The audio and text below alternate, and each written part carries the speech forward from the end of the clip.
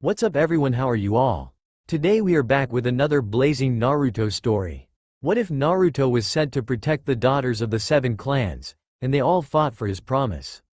If you enjoy, then please like, share and do comments, and also check the description to original creator of this beautiful creation. It was never Hiruzen's intention to reveal Naruto's heritage. It really wasn't. The poor boy had enough on his tiny shoulders with keeping the 9 tails imprisoned. He didn't need to worry about assassins hailing from Stone, Cloud, or any of the other many villages that Minato made enemies of. But luck just wasn't on the 3rd Hokage's side. It was a simple fluke that Hisashi Hyuga walked into his office a couple days after the 9 tails attack. The younger brother to the Hyuga clan had walked in on Sarutobi feeding Naruto a bottle of milk. That in itself was harmless enough, but Hisashi did a double take when he saw Naruto's face, and that was when the trouble started. It wasn't the blonde hair that set him off, or the gorgeous blue eyes, both of which Naruto inherited from his father. No, it was the shape of Naruto's face and the boy's skin tone, which he inherited from his mother, Kushina. You see, most of the village was still mourning the loss of the much beloved 4th Hokage. But not all of the village. No. Some people had lost other loved ones on that terrible day. Other loved ones that were much more meaningful to those people personally. Kushina Uzumaki was one such person for Hisashi Hyuga. It was totally unrequited love on his part, but the young Hyuga had been smitten by the exotic foreigner ever since they were children. It was simply fate that Minato got to her first and complimented her on her divine hair. Hisashi was too tongue-tied to dare approach the violent tomboy. It didn't take a genius to put 2 and 2 together to work out that it was Minato got Kushina pregnant. Minato was the only teenage boy, man that openly fraternized with Kushina without fear of possible bodily harm. Yet Hisashi had not yet been made aware that the baby had survived that horrible night. He had been out of the village on a mission at the time, and had simply heard from his brother that another Jinchuriki had been created. Hisashi had not been able to disclose the Jinchuriki's identity. And it was for that reason alone that Hiruzen knew that his hand would be forced. Hisashi wouldn't simply let Kushina's progeny go to the orphanage when he was of age. Hell, it took Hiruzen outright ordering Jiraiya back out into the field to uphold his spy network so that Jiraiya wouldn't adopt the boy. Hisashi would not be cowed like Jiraiya. He had been far too smitten with Kushina to do so, and he would do everything in his damned power, even as a branch member of the Hyuga, to make sure Naruto's life was pampered. That basically meant Hisashi would go to his brother about it, reveal Naruto's parentage, and thus tempt Hisashi into adopting the boy. Hiruzen couldn't let that happen. Not because he wanted Naruto's life to be miserable, but because that would start a domino effect. Other prominent clan heads would begin to look at the boy more closely and see what the Hyuga saw. The Uchiha, the Nara, the Inuzuka, basically all of the Hidden Leaf's major clans would figure out Naruto's parentage, and then it would leak outside the village, and Naruto would have the problem of assassins and kidnappers. Hiruzen was not overthinking this, it would happen, damn it. Though they'd grown apart, Minato's generation had been closely knit once. It would come together again once they discovered Minato's son survived. So Hiruzen had a choice before him: kill Hisashi and gain Hiyashi's ire, or let events progress naturally. Or, option C, Hisashi, I know what you're thinking. But before you take action, please notify your brother that there will be a clan head meeting about it tonight. Hiruzen heaved a sigh when Hisashi twitched slightly and disappeared in a shunshin. He then motioned to his Anbu guard to get word out to Fugaku, Shikaku, Inoichi, Choza, Sume, and Shibi about the impromptu meeting. It was going to be a long night. So, Lord Hokage, let me get this straight. Shikaku drawled as he leaned forward on the rectangular table that the 8 clan heads, Sarutobi included, were gathered around. It wasn't a random orphan that Minato chose to house the 9-tailed fox, but his own son? Kushina being the mother? Taking a deep intake of breath, knowing the pandemonium that was about to ensue, Sarutobi nodded firmly. He was not disappointed when each of the other 7 clan heads started yelling over one another about how they were going to be the one to adopt Minato's son. Shikaku and Shibi included, but then, Minato had been a great shogi partner, so of course he was going to feel attachment to the blonde baby. And Minato had been known to save as many parasitic insects from the brink of death as he could manage when out on the battlefield, so Shibi held a deep respect for the former Hokage. Naruto would get to be Shikamaru-kun's baby brother. Or Shino-kun's. Sarutobi had no doubts about that. Enough. Sarutobi roared after a few minutes of loud, heated arguing. A tick mark was on his forehead. I knew this would happen eventually, so that is precisely why I am having this meeting now. No single clan will be adopting Naruto. You are all far too attached to the boy because of his father, and I will not tolerate a civil war over him. Hiruzen held up his hand before Hiashi could speak out against him. You will listen. Do not say anything before I give you permission to speak, and for Kami's sake, put your weapons away. We are shinobi, warriors, but that does not make us barbarians. Perhaps there is no honor among us like there is among the samurai, but I can guarantee that my suggestion should satisfy a majority of you, at the very least. Now, no single clan will be adopting Naruto. That is favoritism, and will merely encourage civil unrest. I propose a joint adoption amongst the major clans of the Hidden Leaf, all of you. For your sake, I will abstain from adopting the boy with you, but in return, I expect you to honor the agreement you will be signing tonight. No backstabbing diplomacy. If I hear a hint of you trying to get more time with Naruto, I will personally see to it that you are punished accordingly, and that you will not have Naruto under your roof for a set period of time. Having spoken his piece, Sarutobi distributed the contracts, which basically specified each clan would get a period of 30 days with the boy in a cycle over the years. Hyuga Uchiha Nara Yamanaka Aburame Akamichi Inazuka. And depending on if there were any infractions from a clan, the schedule was liable to change, but the set amount of days would never go up or down. Clans were free to raise the boy as they saw fit, but they were not allowed to raise Naruto to dislike any of the other clans, nor attempt to teach the boy their clan's signature jutsu. That last one was largely because Sarutobi didn't need Naruto becoming a precedent for future generations. Keep the clan jutsu within their respective clans. Besides, who knew what effect the Nine Tails chakra would have on those jutsu? The boy would possibly become more valuable, and thus encourage backstabbing diplomacy. This was already too much of a headache without that. The contract had more detailed stipulations, but everyone basically agreed to it and signed away. It seemed arbitrarily fair. Everyone would get the chance to raise Naruto, and he'd grow up in his own unique way. On paper, anyway. But we all know that the poor boy would be influenced 7 different ways. Naruto would become quite the interesting individual. Psychologists and historians would probably want to dissect and study him for centuries even after his death. Hiashi frowned on his last night with the son of Minato for that month. He didn't like the idea of sharing the blonde. He got enough competition with Hisashi as it was. Allowing plebeians to raise him in their backwoods ways was not befitting a child adopted by the prestigious Hyuga clan. But, he had to play nice, or go without Naruto for nearly a year. That would not stand. As Hiashi tucked Naruto in for the night, Hiashi happened to take a sniff by accident. Then he took another sniff to make sure he wasn't smelling things. Yup, it was that time again. And by the smell of it, Naruto had laid a landmine in his diaper. Take the boy to the Uchiha clan compound and drop it off on Fugaku's doorstep. Immediately, Hiashi ordered a branch house member, who did not look too happy to be holding a smelly, bawling baby that desperately needed his diaper change. Hiashi would sympathize with him, but he was not going to be changing any more diapers that month. It was Uchiha's turn. Makoto Uchiha watched slightly in concern as her eldest son attempted to balance his attention between his younger brothers. Yes, she considered Naruto to be family. How could she not? This was Kushina-chan's and Minato-kun's progeny. Unlike her husband who detested sharing the blonde baby with the other clans, Makoto was okay with it. Just as long as Kushina-chan's son was properly taken care of. Spying on all of the other families wasn't creepy at all, especially considering not a single one had detected her presence yet. But, all the same, Itachi was taking a lot of responsibility and piling it all solely on his shoulders.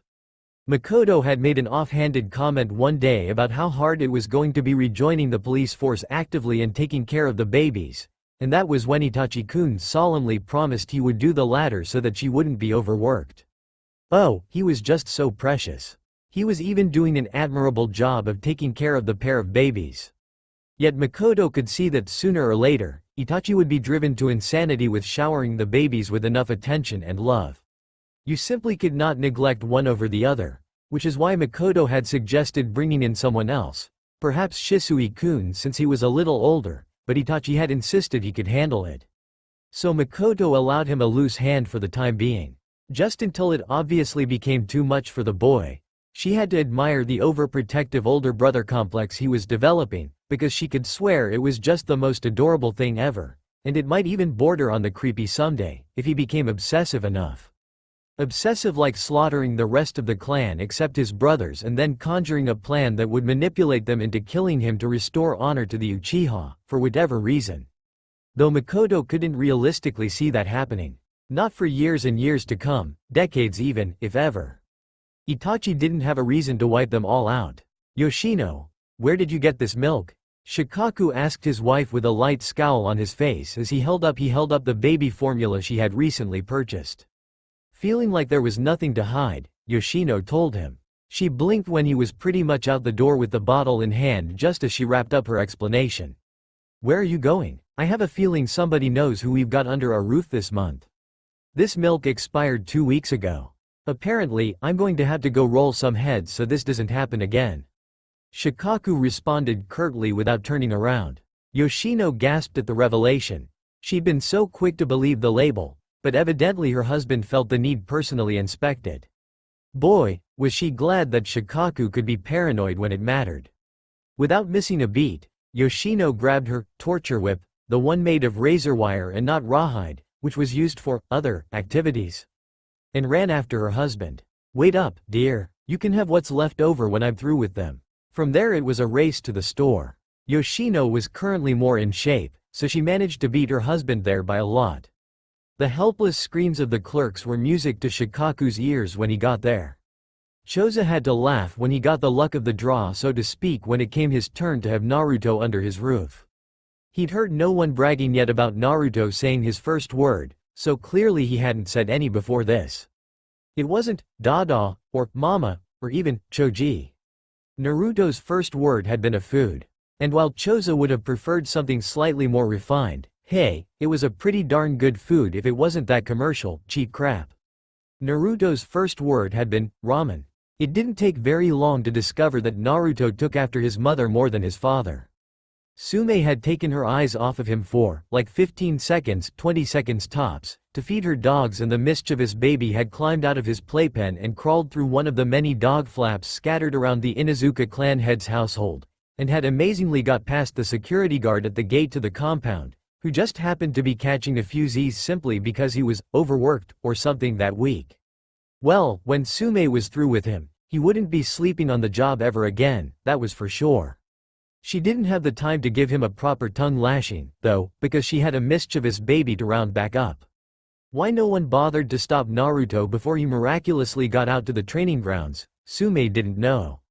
What she did know was that she would never be letting Naruto out of her sight again, because that boy had made it all the way into the forest of death on his very first escape attempt. Even for a naive baby, Naruto had to have some brass balls to want to go in there. Saving the blonde from a tiger that appeared to accept Naruto as a new cub had not been fun. Even with Kuromaru's help, the blonde even seemed to enjoy having a big-ass tiger as a playmate. That's how unlucky Sume was. And if she had any say in it, not a word of her negligence would leak out. It wasn't her fault Naruto was such a crafty baby. Sume wasn't the only to make a classical mistake when raising Naruto. Inoichi had the distinct misfortune of leaving his kunai holster out on the counter and idly forgetting it as he set Naruto down on that same counter to step away and make up that baby formula. By the time he realized his mistake, it was already too late. Naruto had picked out a kunai from the holster and started gleefully slamming it down on the counter with its sharp end down, leaving sizable scratches. Inoichi tried to run over to stop Naruto before he hurt himself, but like it was on instinct, the boy had held the kunai sideways, aimed it, and threw it. Of course, Naruto's aim from Inoichi's chest had been a bit off, and had gone below the belt. Mere centimeters from skewering Inoichi's testicles.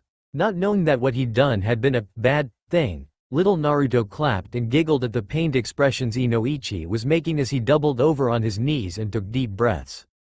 Inoichi didn't know whether to call that angelic, tinkling laughter, or well-disguised demonic laughter. It was a toss-up. A few years later, young Neji Hyuga didn't know whether to be grateful or to fear the little terror that was Uzumaki Naruto. On the one hand, Naruto escaping from his bedroom in the dead of night even with a Hyuga adult guarding, it sort of filled him with dread. On the other, had not the blonde prankster happened across the Cloud Nin with Lady Hinata slung over his shoulder, Neji had a feeling that Lord Hiashi would have done something he would have regretted, like killing the Cloud Nin in a fit of rage. The reason Hiashi let the man live? Little Naruto thought it was a game that the Cloud Nin was playing, and so had playfully stuck a decently sharp stick kunai up the Cloud Nin's asshole. Clearly that was a fate worse than death, as the Cloud Nin's tortured screams could attest to, and so Hiashi had merely patted Naruto on the head before sending him back to his bedroom with no punishment whatsoever.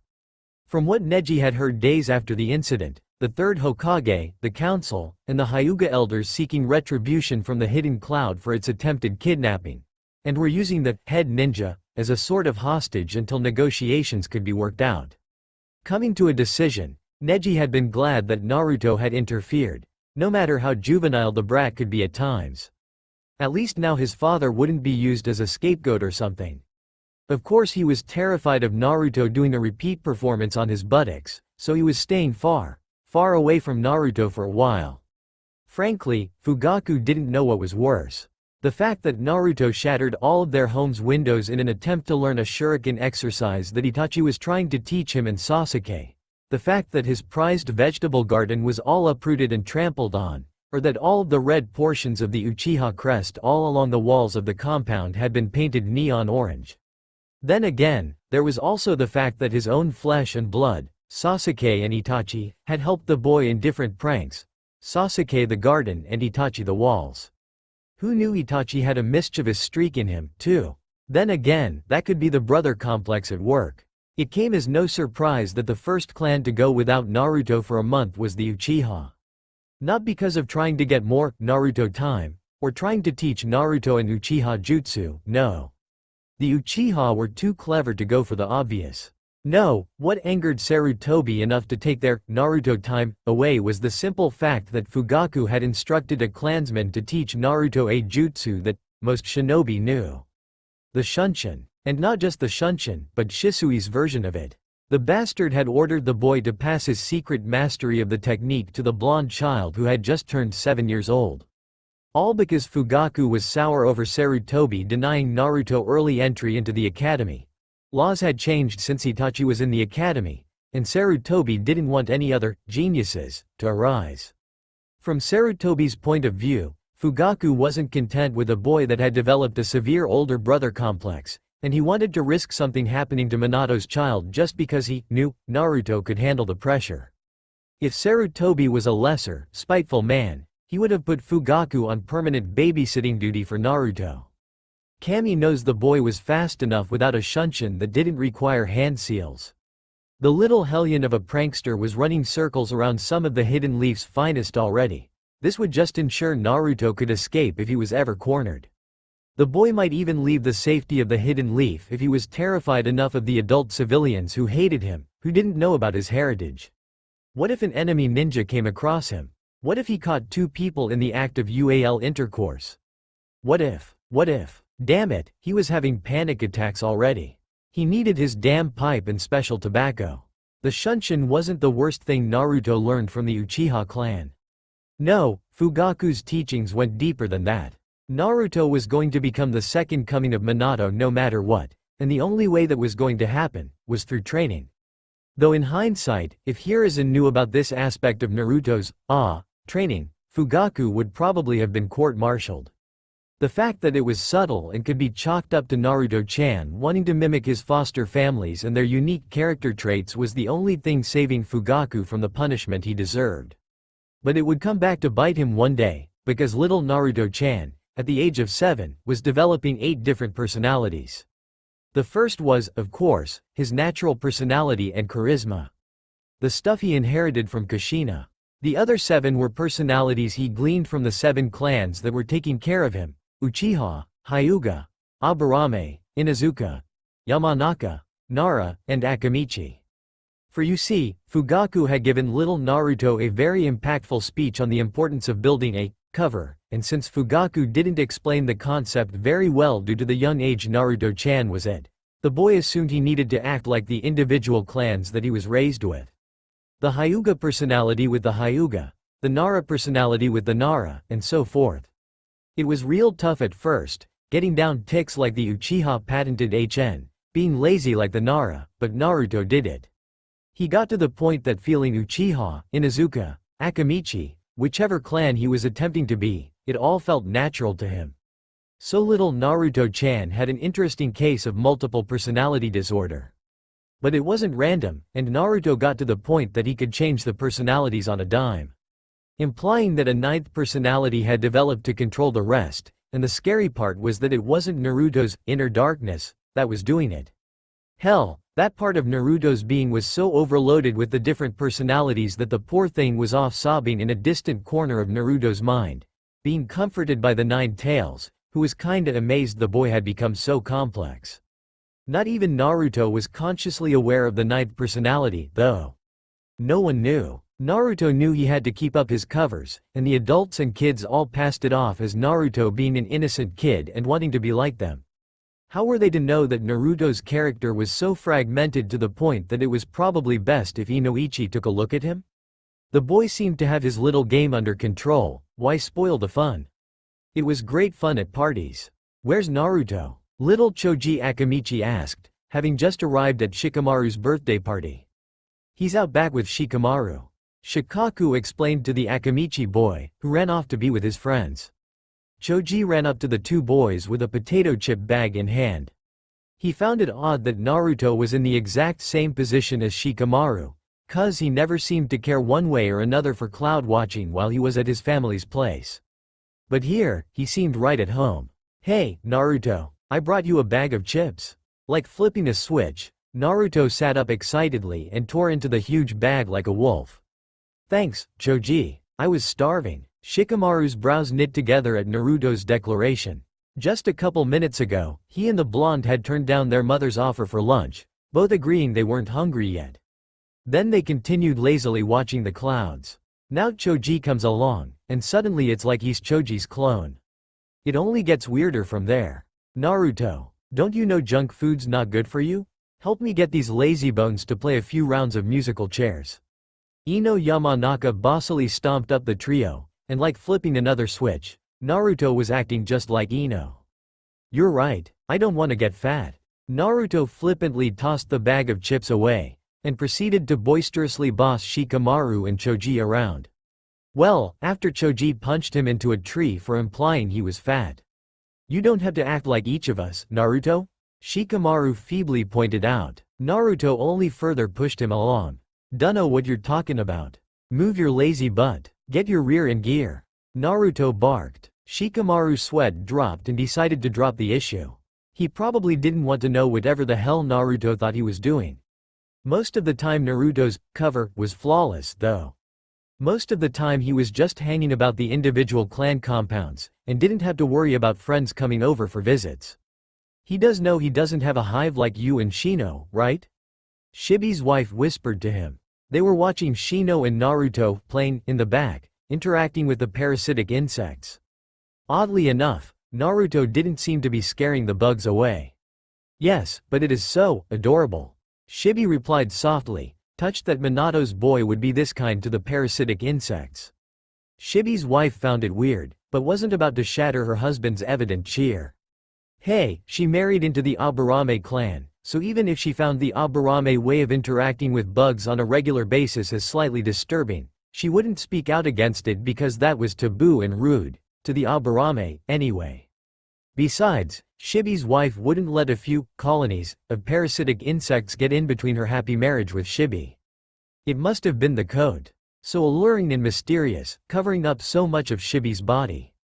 You do realize you are abusing branch house members for no good reason, Hisashi deadpanned as he locked eyes with his brothers. Hisashi shrugged helplessly as he turned back to little Naruto-chan, mimicking the hand sign that he sometimes used to discipline branch house members by activating their caged bird seals. I can't help it, it's so adorable. Hiyashi chuckled with mirth as he himself carried out the actual discipline without Naruto's knowledge. It wasn't Naruto-chan's fault that he couldn't actually discipline branch house members. It took more than a hand sign. It took a main house member being attuned to the caged bird seal, and that Naruto-chan did not have going for him. So rather than disappoint Minato's son, the horror, Hiyashi secretly followed him around, and whenever Naruto tried to discipline someone over the slightest infraction, Hiyashi would be in range to do it. Sure, it irked the branch house, especially Hizashi, but Naruto-chan's smile meant the world to Hiyashi. Hizashi huffed and began to walk away from his brother.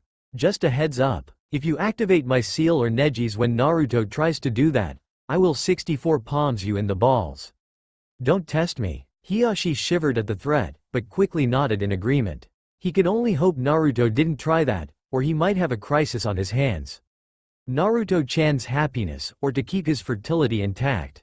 Truly a difficult decision. Mom, little Hana called over to the woman in a hushed voice as she pointed at the scene. Naruto does know that's a tiger, right? Not a dog? Sume shivered. Naruto knew perfectly well that wasn't a damn dog. But he thought it would be okay to keep a kitty on the Inuzuka premises, since the Inuzuka all had pets, too. Naruto-chan just had the horrible luck of choosing the one kitty that would never become Dog Chow, the one he'd come to know ever since that little run-in with it in the Forest of Death. And unfortunately for Sume, Hiruzen made her promise not to release whatever pet Naruto wanted to keep. It was just Sume's misfortune that the brat couldn't take his pet with him when he hopped from clan to clan. Why did the brat want a tiger for a pet? The real trouble for Naruto began when he started the academy with the kids he'd been raised with. You could say that all the clan heirs and sibling to a clan heir together in one place for a good portion of the day was a bad thing. Naruto simply couldn't maintain all 7 of his clan covers while there at the academy. So he defaulted to his natural persona. Now, you might think this is a good thing, because the kids growing up with Naruto got to have a glimpse of the real Naruto. But the academy instructors would beg to differ. They were honestly at a loss with how to treat Naruto's academic standing. How to grade him, evaluate him, etc. This is because Naruto wanted to have a cover in every setting, and no one had bothered to correct the boy's understanding of a cover. Frankly, everyone was still under the impression that Naruto was playing some sort of game. Basically, Naruto wanted to be the class dead last, even with all the goodies he got from the clans to help him academically and as a shinobi. If he ever, and we do mean ever, did something halfway decent, Naruto would make some sort of threatening gesture that would promise the instructor pain and misery if he called Naruto on his slip-up and gave him a passable grade. Poor Iruka ended up being the last man standing when all the other instructors refused to teach Naruto's class on account of being pranked for ruining the boys' cover. The brunette didn't even have an assistant anymore, because poor Mizuki had a run-in with Naruto's pet kitty, Kogan Saidanki. Testicle shredder. On account that the tiger had a tendency to, well, go nuts. Poor Mizuki. So for the last couple of years of Naruto's education, his sole teacher was Iruka. Hiruzen Sarutobi was none the wiser to Naruto's mischief-making because few of the pranks could actually be traced back to Naruto.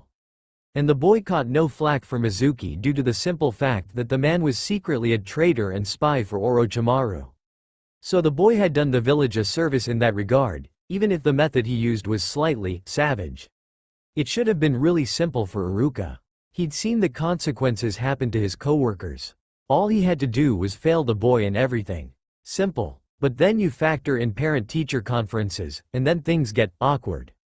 Lord Hiyashi? You can go. I need to talk to the next parent. Iruka told the man sternly. Student confidentiality was very important to the brunette teacher. A heated glare was what he got for his troubles. You spoke of Hinata. I need to speak to you in regards to Naruto. He is slipping again. Not you too? Iruka whimpered. Aloud, he said, be very well, go wait next door with the, other parents for that particular child. You're the 6th one that's asked about him, and I'm sure Chozo will want to have a word, too. With a decisive nod, Hiyashi strode out of the classroom with a pompous air. Iruka surreptitiously drank from a flask that contained sake. Funny, before Naruto, Iruka drank alcohol in moderation. He'd long since learned the folly of doing so, because he needed something to make the horrible memories go away. Parent-teacher conferences were one such thing. On the one hand, he wasn't being fair to Naruto academically. The boy was above being a dead last. On the other, he knew what was waiting for him if he ever raised Naruto's grades even slightly. It wasn't his fault. Naruto wanted everyone to underestimate him. Naruto's parents wanted him at the top, where he belonged. And Iruka was trapped in the middle. To add insult to injury, Iruka's students were plotting against him. Iruka-sensei's being totally unfair to Naruto. Ino Yamanaka punched the air in aggravation and gritted her teeth. Daddy still hasn't found a way to make that man see reason. I vote we make that man's life a living hell until he makes Naruto Rookie of the Year. Cha, Sasuke snorted and shook his head. Naruto's good, but not that good, Ino. I'm Rookie of the Year, Naruto is the second best student.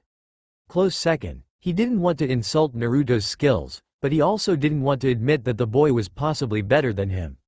If he couldn't be better than Naruto, then what chance did he have of eventually escaping Itachi's shadow? I'm with you there, though. Iruka's gotta pay. As some of the clan heirs started throwing ideas about, Sakura Haruno leaned over to Choji. Not that I'm ungrateful, but why was I dragged into this? Naruto's so annoying, asking me for dates all the time. Choji's sweat dropped and slightly sympathized with Sakura. But only slightly. Sakura should be grateful that Naruto was asking her out. That was Choji's theory, anyway.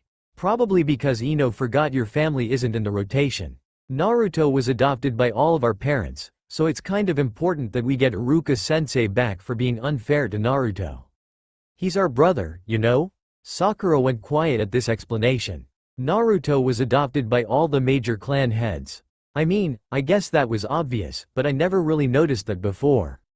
Naruto Baka's always been Naruto Baka. Why would the clan heads? Sakura made a strange choking sound as it hit her like a ton of bricks. She just so happened to see his photograph in the history book today as she skimmed it. The similarity was uncanny now that she envisioned Naruto's face. His shock yellow hair. His clear blue eyes. How the hell had no one noticed up till now? Was Ino aware of it? Were all these clan kids in on it? Everyone seemed to stop in their nefarious plots as they each heard Sakura's muffled screech. Sakura, you okay? Ino asked her best friend, who shook her head and stared accusingly at the lot of them. You're all selfish, keeping Naruto for yourselves. I'm telling my parents. Sakura bolted out of the clearing they were in, leaving a bunch of confused clan heirs behind. What's her problem? Kiba muttered. He received a bunch of shrugs and, I dunno, in reply. Civilian kids were weird. Sarutobi felt like slamming his head on his desk, but alas he could not do it for fear that it would scatter the ever-present paperwork. He'd just gotten a request from a civilian clan for the adoption of one Naruto Uzumaki on account of his heritage. He knew this would happen if word leaked out. It wasn't just the clan heads that would be tempted to adopt Minato's child. The boy was practically royalty, even though he also had a demon in his gut. Apparently heritage trumped demon, even in the eyes of civilians. No, no, no. Sarutobi stamped his rejection on the adoption paper, absolutely refusing to let another family wiggle into the rotation. It was bad enough that the 7 clans were barely tolerant of one another. There was no way they would accept a couple of civilians. Unfortunately for Hiruzen, the Harunos could hold a grudge when they wanted to. If they didn't get their way, then they would seek revenge, come hell or high water.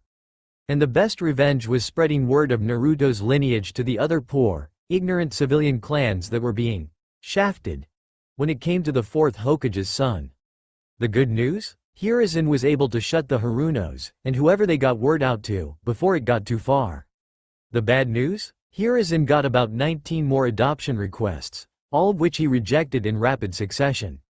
If the original 7 clans didn't kill him for allowing the civvies in on the monthly rotation, then they would just end up killing as many civilian families as they could get away with, because going for nearly 2 years without Naruto in such a rotation would simply be unacceptable. And Hiruzen really didn't want the massacre of 20 civilian families on his hands. Darn, I failed the graduation exam again. Naruto snapped his fingers in disappointment. He waited for the other test takers to get their chance, and then he approached his sensei. Iruka-sensei, is there some kind of extra credit assignment I could do to barely pass? I really want to be a ninja, Datbeo. Iruka was sweating buckets at the wide, innocent eyes Naruto was showing him. If he didn't come up with something on the fly, he was likely going to get a surprise nightly visit from Kogan. And that was something Iruka could really do without. Well, I suppose you see could steal the forbidden scroll from the Hokage tower and learn a jutsu from it. But wait until tonight to do it. Iruka was quick to add. Kami knew Iruka would need the time to go to the Hokage about it. Oh, he'd be chewed out for suggesting something so irresponsible, but in fairness, Naruto couldn't do the regular clone jutsu, so that was one aspect of school he genuinely failed at. The shadow clone jutsu was doubtlessly on that scroll, with it being so chakra exhaustive, so Naruto could learn that and pass like he wanted to. Moreover, Iruka needed the extra time to plead with the Hokage to really put on a show with guarding that scroll. Naruto absolutely could not find this to be easy. Kami help Iruka if the blonde did.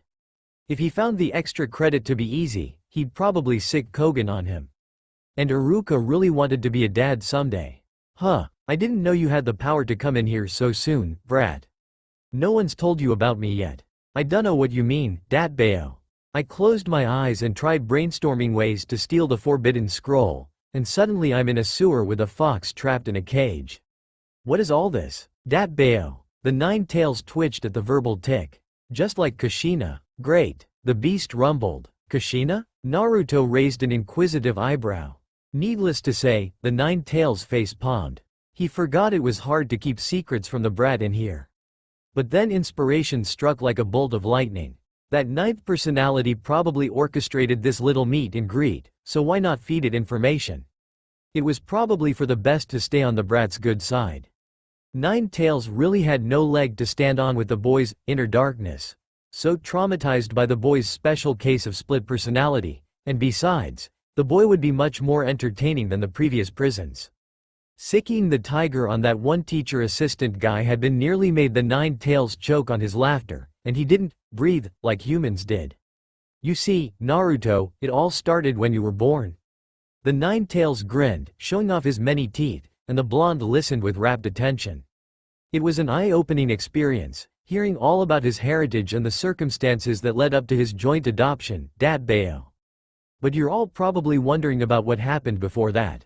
Well, needless to say, there was a quick, dirty fight about the placement of teams. Naruto learned a jutsu off the forbidden scroll. Or at least people thought he only picked up a single jutsu. So it was argued that a boy capable of not only stealing the forbidden scroll but learning a technique without killing himself couldn't possibly be a dead last. So Sarutobi had a headache on his hands, with Naruto once again being involved in a massive tug-of-war. Only no one was willing to share this time, couldn't share because this was a genin team and not adoption. And he had the additional headache of Jonin lining up to be Naruto's instructor. This was further complicated by the esteemed clans of the Hidden Leaf being snooty and turning their noses up at certain Jonin.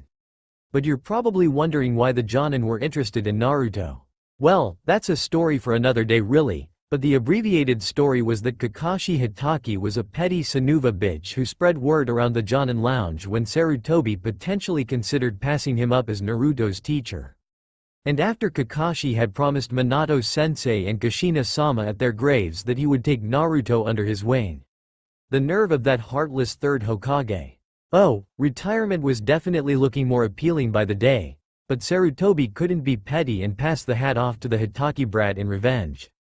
Who knew what havoc Hitaki would wreak, what with the Naruto complex he had going on. It got to the point that Sarutobi decided he would put his foot down. Naruto certainly didn't give a rat's ass about what team he'd be on, he just wanted people to underestimate him. And the clan heads were being annoying, whiny 5-year-old brats who were pretending they were fairy princesses that absolutely had to have their way because they were so pure. Or something like that. That's all that Sarutobi was seeing. Sarutobi was going with his initial plan of putting Naruto on a team with Sasuke and Sakura. Too much of a hassle to rearrange the teams in that regard. All that was left was to choose the Jonin leader. Now, who to choose? Not Hitaki. Sarutobi didn't care what promises were made. If that impudent brat couldn't bother to get over his team's death and adopt Naruto, thus saving Sarutobi the trouble of creating this joint adoption system in the first place, or hell, even just introduce himself and be friends with Naruto, then he didn't deserve to train a boy he was entitled to. Besides, Hitaki would probably neglect the other two, and Sarutobi was not going to show Naruto favoritism and put him in an apprenticeship. He was going to be in a four-man cell like everyone else. But who else? Who else? Not Asuma. That risked Naruto picking up smoking, and more than one clan would have a beef with that, Inuzuka at the forefront. Kurenai-chan wasn't a bad choice, but her skill set clashed with Naruto's somewhat. Naruto genuinely sucked at genjutsu. And the blonde didn't have tracker material. Nor did Sasuke or Sakura for that matter. Well, okay. Sasuke might have given the time to awaken his Sharingan, but, again with the matter of playing favorites. Not Ebisu. No. Sarutobi might have been okay with his fellow closet pervert, but if it ever became public knowledge that he placed Naruto under the wing of a pervert, it would be his head on the chopping block. Not Ebisu's. That would be too merciful. Another reason that Kakashi was unqualified. He was a raging pervert with that pervertedly perverted book of his flaunted about so casually. The pervert, even though Sarutobi collected the same series of books. Aoba was terrible at keeping confidential secrets, so he'd be a bad fit for Team 7. Genma knew the Flying Thunder God, even if it took him and two others to perform it, and Sarutobi did not want to give Naruto more speed. Kami knew the boy had enough of it with that Shisui-style shunshin of his. Ibiki wasn't in danger of dying anytime soon, so he didn't need little chibi interrogators with his level of proficiency. Sarutobi sure wasn't making one of the clan heads the Jonin leader. The others would riot at the favoritism shown. Itachi was a possibility, but Sakura might get neglected. Anko Mitarashi was long overdue for a promotion. It wasn't her fault that Danzo and Sarutobi's teammates were paranoid about her potential allegiances. Yes, Anko would make three little terrors and serve as Sarutobi's figurative middle finger to the picky clan heads and his annoying council. Sarutobi loved the premise, so for once he gleefully set to work filling out the paperwork. This brings us to the present with Team 7's first C rank. A month after academy graduation, and already all the members of Team 7 were plotting to riot. They'd put up with tedious D ranks because the dazzling and wondrous Anko-sama had tons of neat parlor tricks to teach them in different ways to make D ranks fun. Poor Tora. Only now the fun was slipping away, and Team 7 was collectively getting bored. Accidents tended to happen when Anko got bored, and she had kind of drilled the same concept into her adorable trio of minions. Her title for them, not Sarutobi's. Sarutobi didn't want to incite the 5th grade paint war, so he gave them a C rank with the highest probability of conflict. No, Sarutobi had not bought that lie that Bridge Builder had fed the mission office. What did you take him for? A wet behind the ears genin? He pitied that old drunk. Really, he probably had high-level ninjas after his ass, and he was being given a team of psychopaths. Well, a psychopath and 3 psychos in training.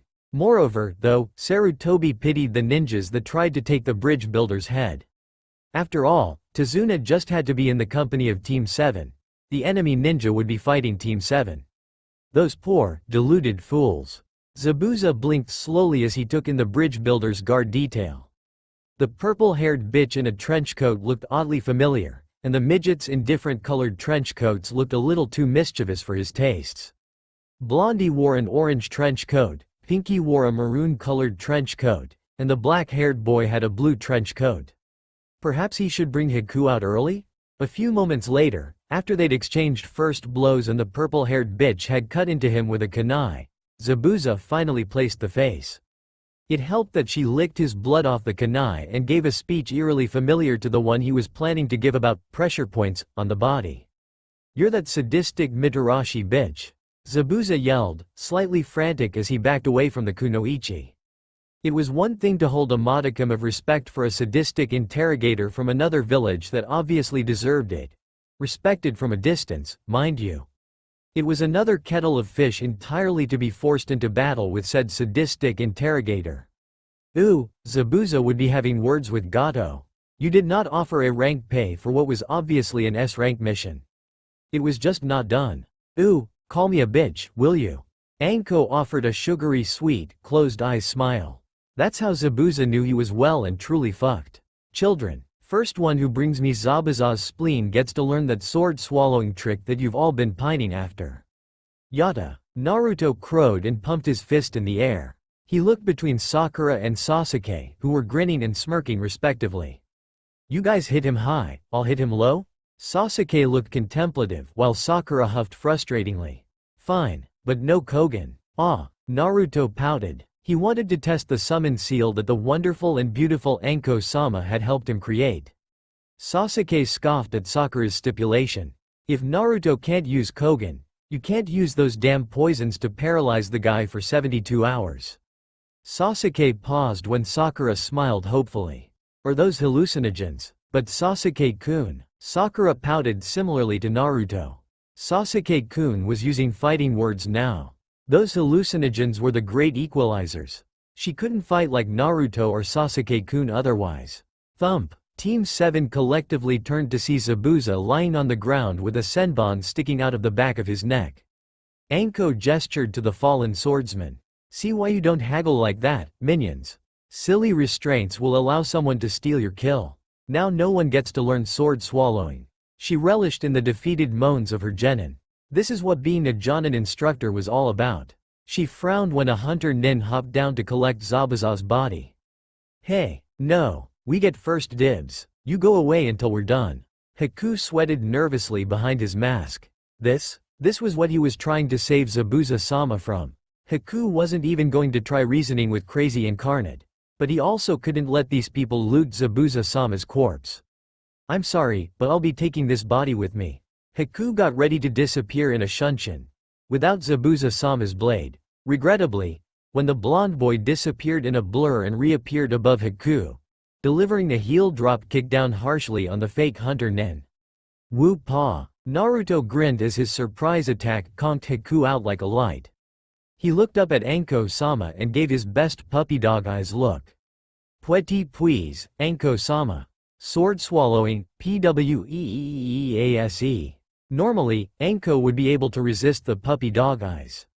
Hell, she practically invented them, after all. But she couldn't just say no to Naruto. Or Sasuke or Sakura when they threw in their own puppy dog eyes. Damn them for taking after her so effectively. It brought a womanly tear to her eye. They made her so damn proud. Okay, but first we need to get these two back to the Hidden Leaf, and get this old drunk escorted home. Tazuna took this amazing opportunity to be finally rid of the crazy. Actually, it's alright. I can see my house from here and, well, you've obviously taken out the main threat to my super bridge. Nonsense. We're gonna escort you and defend you until we get our money's worth. Anko slung an arm around the old drunk and grinned toothily. Besides, this Gato guy might have more goodies for us to send back home. We already got 2 new chunin, a hunter nin, and very likely a former hidden mist swordsman, if my theory about his death is correct. As Anko was consoling the inwardly sobbing drunk, still outwardly retaining a sense of calmness, barely, Naruto was making shadow clones to carry Haku and Zabuza back to the Hidden Leaf by a series of shunshins. Sasuke already called dibs on the executioner's blade, and Sakura and Naruto knew well enough to uphold the standing tradition of dibs. Dibs was absolute, you know. First they got Gozu and Maizu, those demon brothers, jokers, and now they captured these two in a hidden mist blade. Man, today was a good day to be Team 7. Anko sniffled and wiped a womanly tear from her eye as she stood next to the bridge builder about a week after that encounter with Zabuza. Gato ended up coming with a horde of thugs, intent on not paying the demon of the hidden mist, and she didn't have to do a thing except enjoy her front row seat. Damn it, you brats make me so proud. Anko bawled happily as she watched Naruto unleash Kogen on the hapless thugs. Sasuke wielded the executioner's blade, and Sakura pumping her hallucinogens into Gato and as many thugs as she could. In essence, Gato and his men were going crazy, and a lot of them were getting killed off.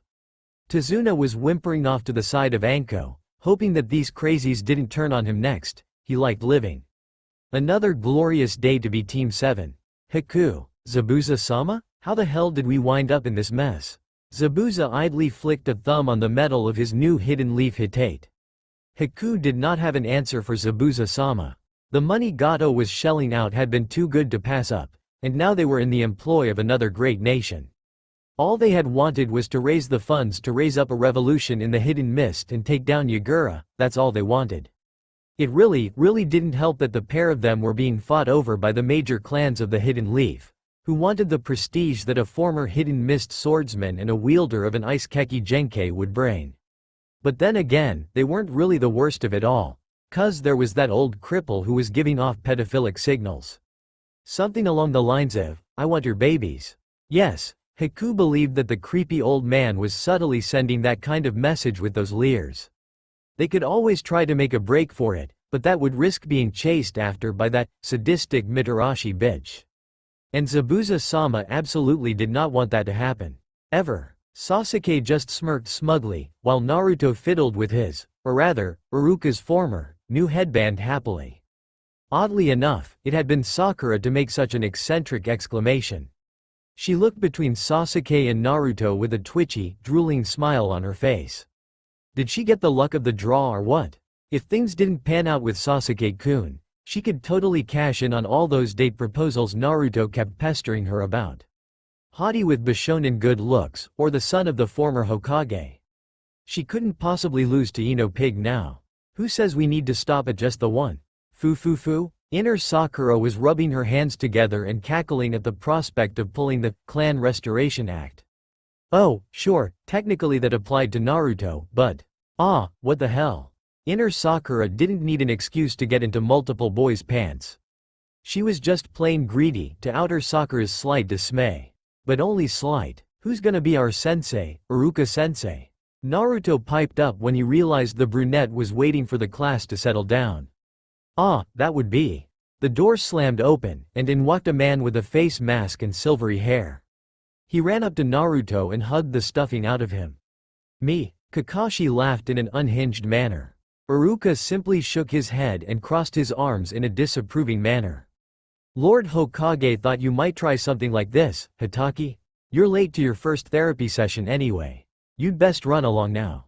Iruka nodded firmly, and instrode Ibiki and Genma to haul Kakashi away.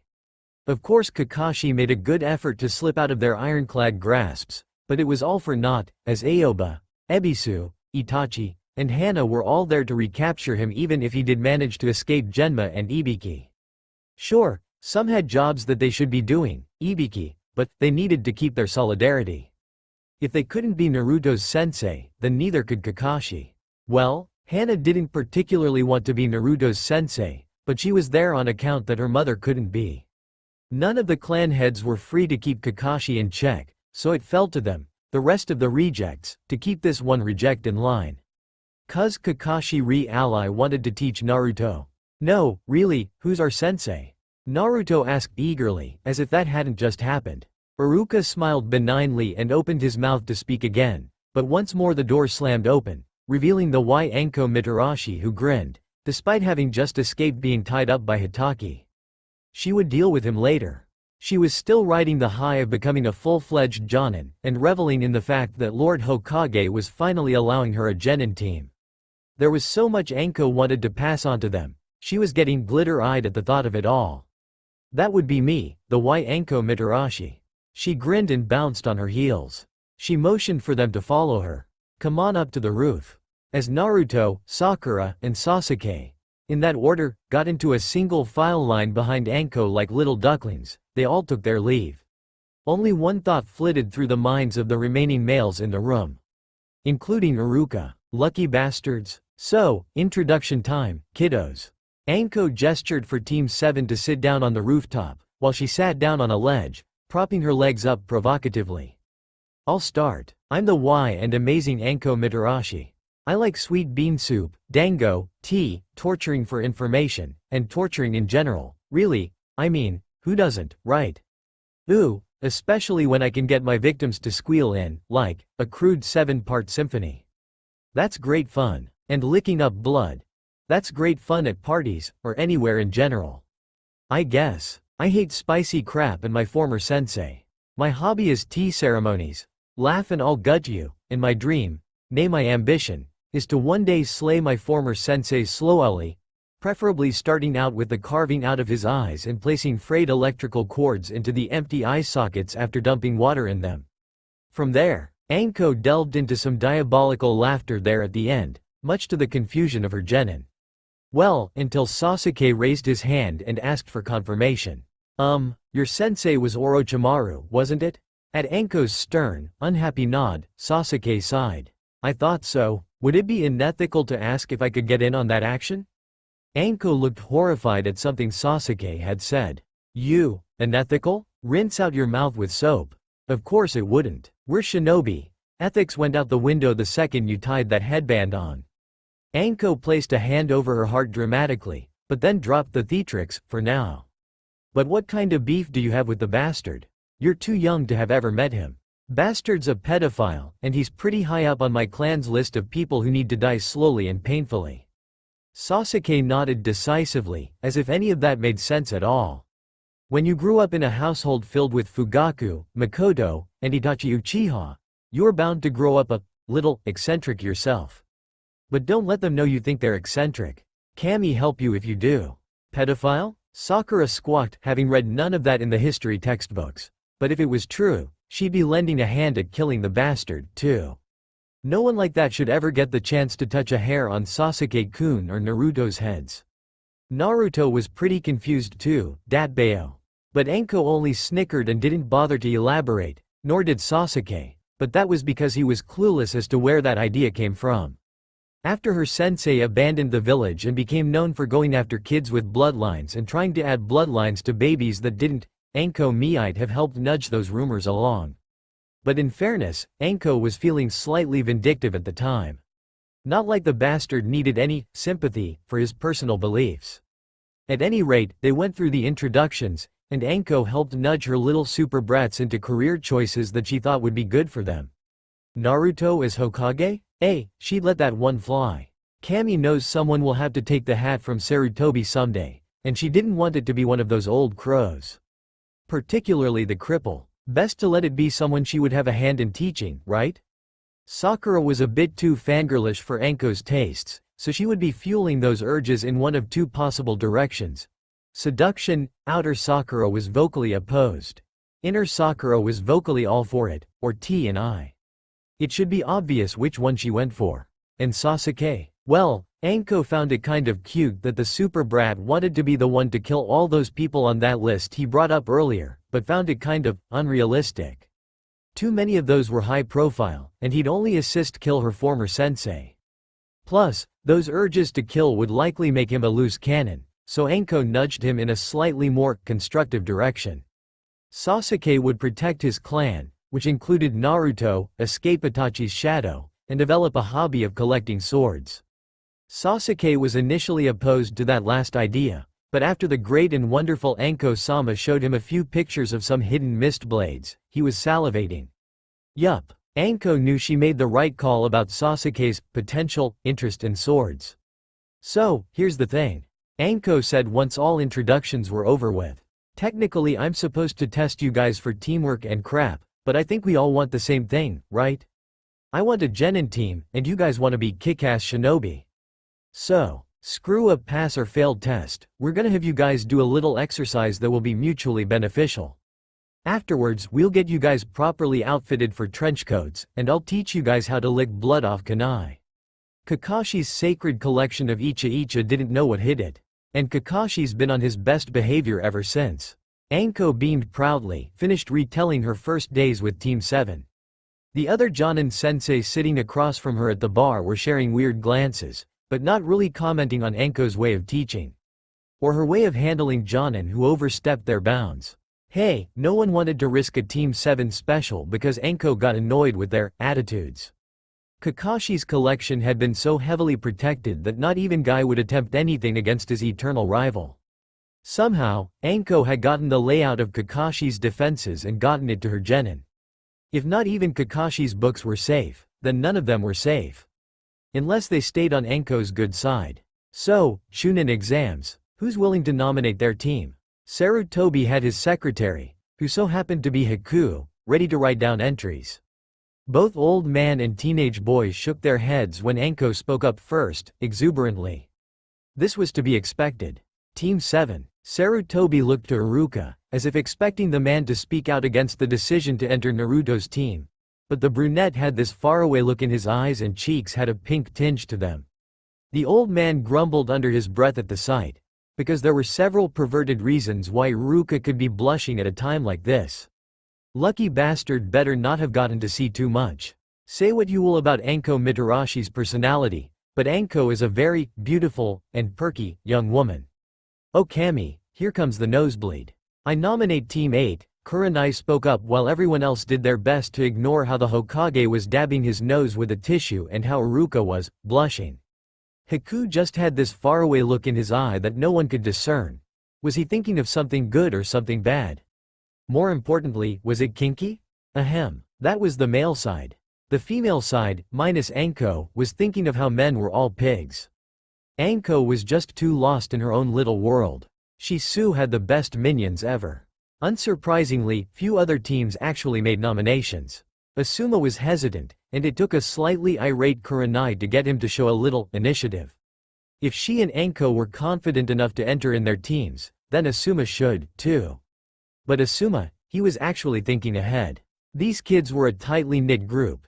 They would be helping each other pass, and that might upset the playing field and tilt it in the Hidden Leaf's favor.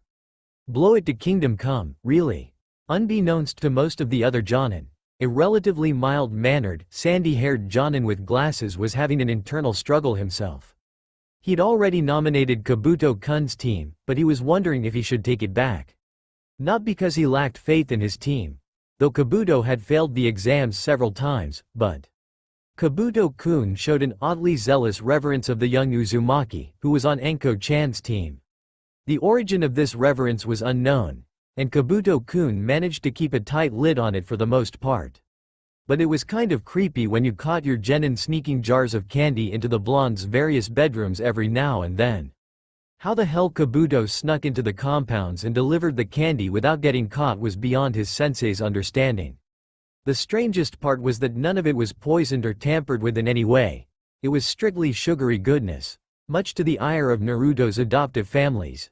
They didn't dare take it away from the blonde, upsetting Naruto, the horror. All the man knew was that it was creepy, and he wished he'd never discovered that side of his young student. You realize she's going to gut you like a trout when she realizes you're spying on her team again.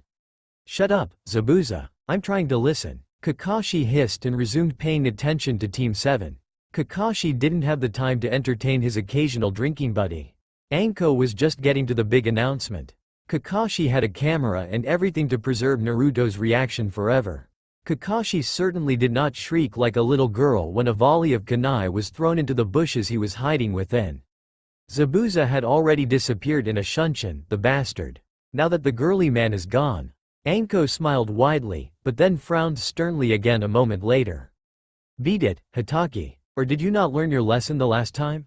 You can replace books, but I bet you can't replace your testicles. Naruto and Sasuke shivered at the threat. You know all men have a psychic connection with their friends when the balls are threatened? The sparkly shine in Sakura's eyes was not encouraging, either. She was learning way too much from the gorgeous Anko-sama. Anko huffed in frustration when Hitaki was back a third time, this time with Zabuza as a meat shield. Children, stay here, please. Anko-sama's got this. Anko grinned demurely and shunshined to Hitaki's position. The collective girly screams were music to Sakura's ears. Naruto and Sasuke shivered again, and Bother were muttering and offering up prayers to whatever deity was out there so that Kakashi and Zabuza's testicles might be shown mercy. Naruto might be the kind of guy to sick Kogen on people who deserved it, but Kakashi and Zabuza weren't all that bad. Well, Zabuza wasn't. Naruto found Kakashi's obsession with him a bit creepy, and Sasuke was wondering if the man should be added to the list, even though the man was clearly an ally. Well, the list might be a bit extreme. If the man persisted further, Sasuke would make the man's life a living hell, though. You didn't come across as a pedophile when it came to Sasuke's immediate family. It was just not done. Kakashi, Itachi, I am going to take a leap of faith and trust you with the positions of second and third proctors respectively. Kakashi, I have a crystal ball and I'm not afraid to use it, so no favoritism. Itachi, I am giving the position to you merely because I know you would find some way to take Hayate's place anyway. Hiruzen sighed as Itachi smiled blissfully and Kakashi's eyes smiled despite the threat. Now there was just the trivial matter of keeping the clan heads from interfering with the exams in any way. And to make sure Danzo and his men hadn't stolen Zabuza away. Hiruzen might have made the Ice-style boy his personal secretary and ward, but he couldn't very well force Zabuza into the Sarutobi compound if he didn't want to go. Zabuza was still fair game. You should really watch where you're going, kid. Kankuro sneered and held Konohamaru up, menacingly. But instead, the brunette didn't seem very scared at all. He was even giving Kankuro a deadpan stare. I give you a 3 out of 10. You're not really scary, pal. Do you even know the proper way to lick the blood off a kunai? Kankuro blinked in confusion at just how calm the boy was. Did he not see that he could be punched or worse at any given moment? Oh, there you are, Konohamaru. I've been looking all over for you. And then, away, went the calm and collectedness. Keep her away, please. Konohamaru sobbed and begged Kankuro, prompting his fellow brunette to drop him. Konohamaru just scurried away after that. Kankuro got a good look at the pink-haired, maroon coat-wearing girl in front of him. Just what kind of style was that? Ah, shucks. You just had to have butterfingers, didn't you? Oh well, I guess he'll suffice. And then the pink-haired bitch hit him with some kind of weird dart that made him go rigid and unmoving. What did you do to Kankuro? Tamari yelled angrily as she strode up to the girl who oh so casually began to drag the puppet boy behind her as if she'd done nothing wrong. 2 test subjects are better than 1. Sakura mused and hit the blonde with a dart, too. Then she was dragging both Sand siblings behind her, plainly ignoring the killing intent that Gaara was leaking up in a tree. Gaara might not feel any love for his siblings, but no one was allowed to experiment on them but him. Nobody. It got even weirder, though, when 2 boys in similar trench coats in different colors were sitting with him side by side. One grinning and the other smirking. Sakura-chan's gonna be a while. When she heard we'd be participating in the Chunin exams, she was getting frantic that she was running out of test subjects. Don't worry, your brother and sister will be okay. Almost as an afterthought, Naruto added.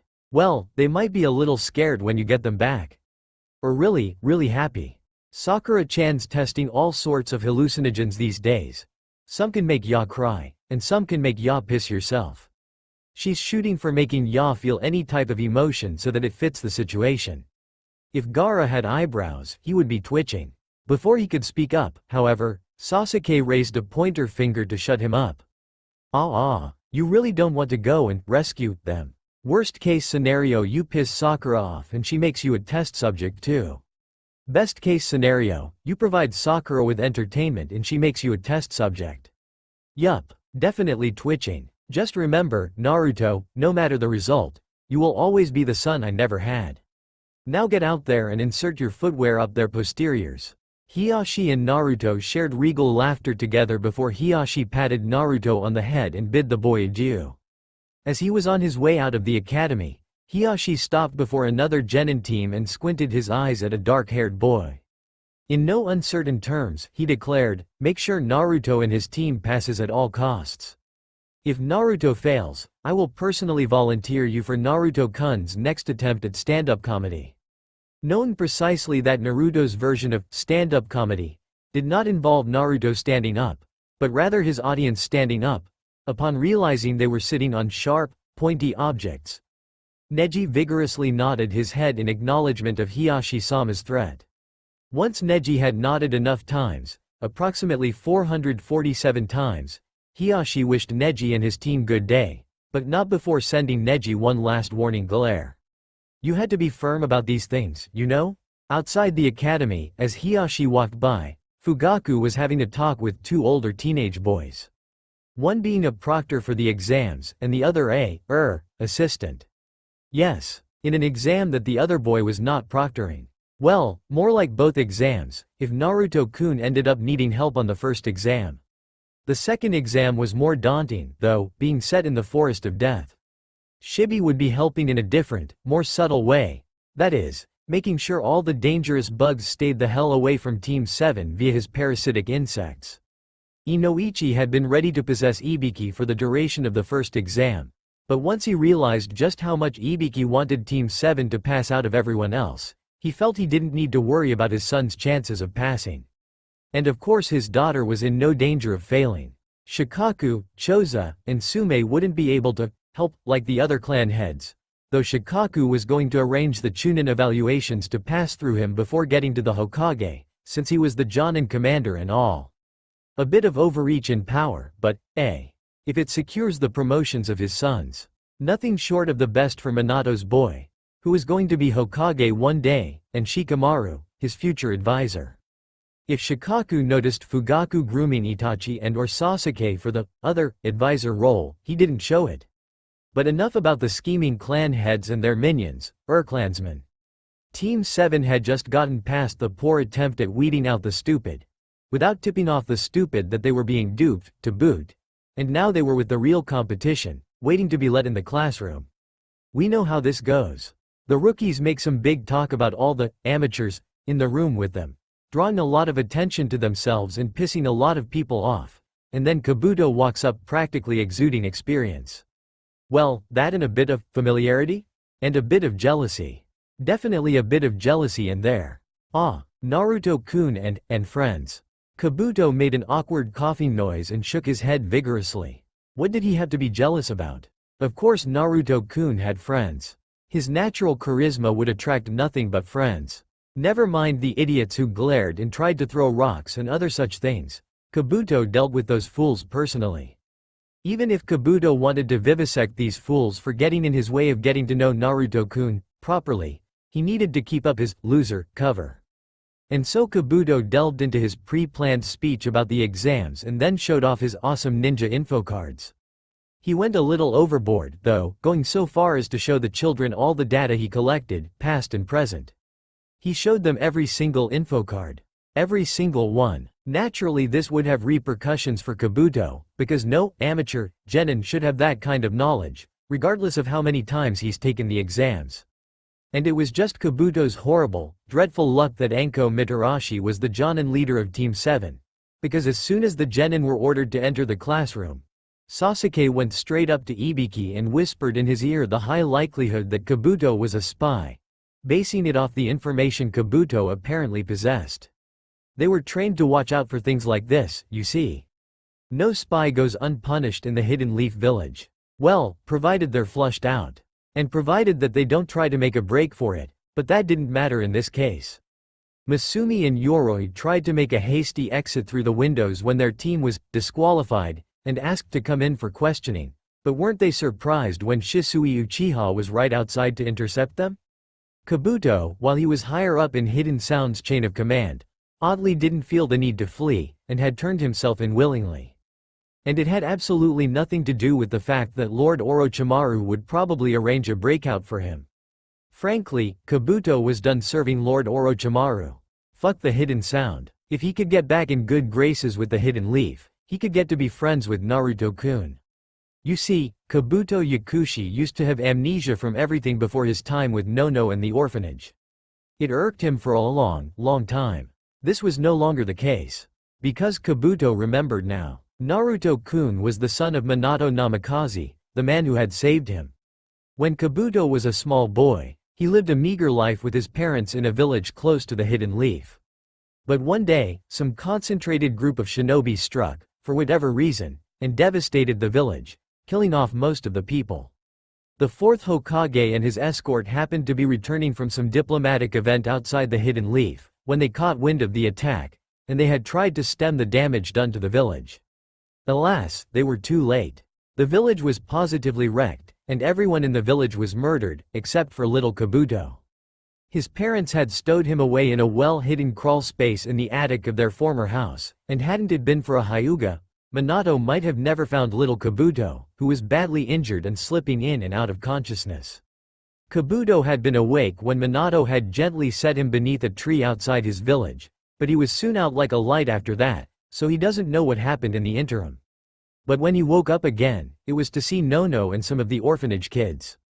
Basically, it was all because of Minato's kindness that he got to live and meet Nono, the most wonderful person in the world. How the hell could he not feel indebted to the blonde? Except, with Minato gone, Kabuto couldn't repay the man directly, so he would have to repay the man somehow through his son.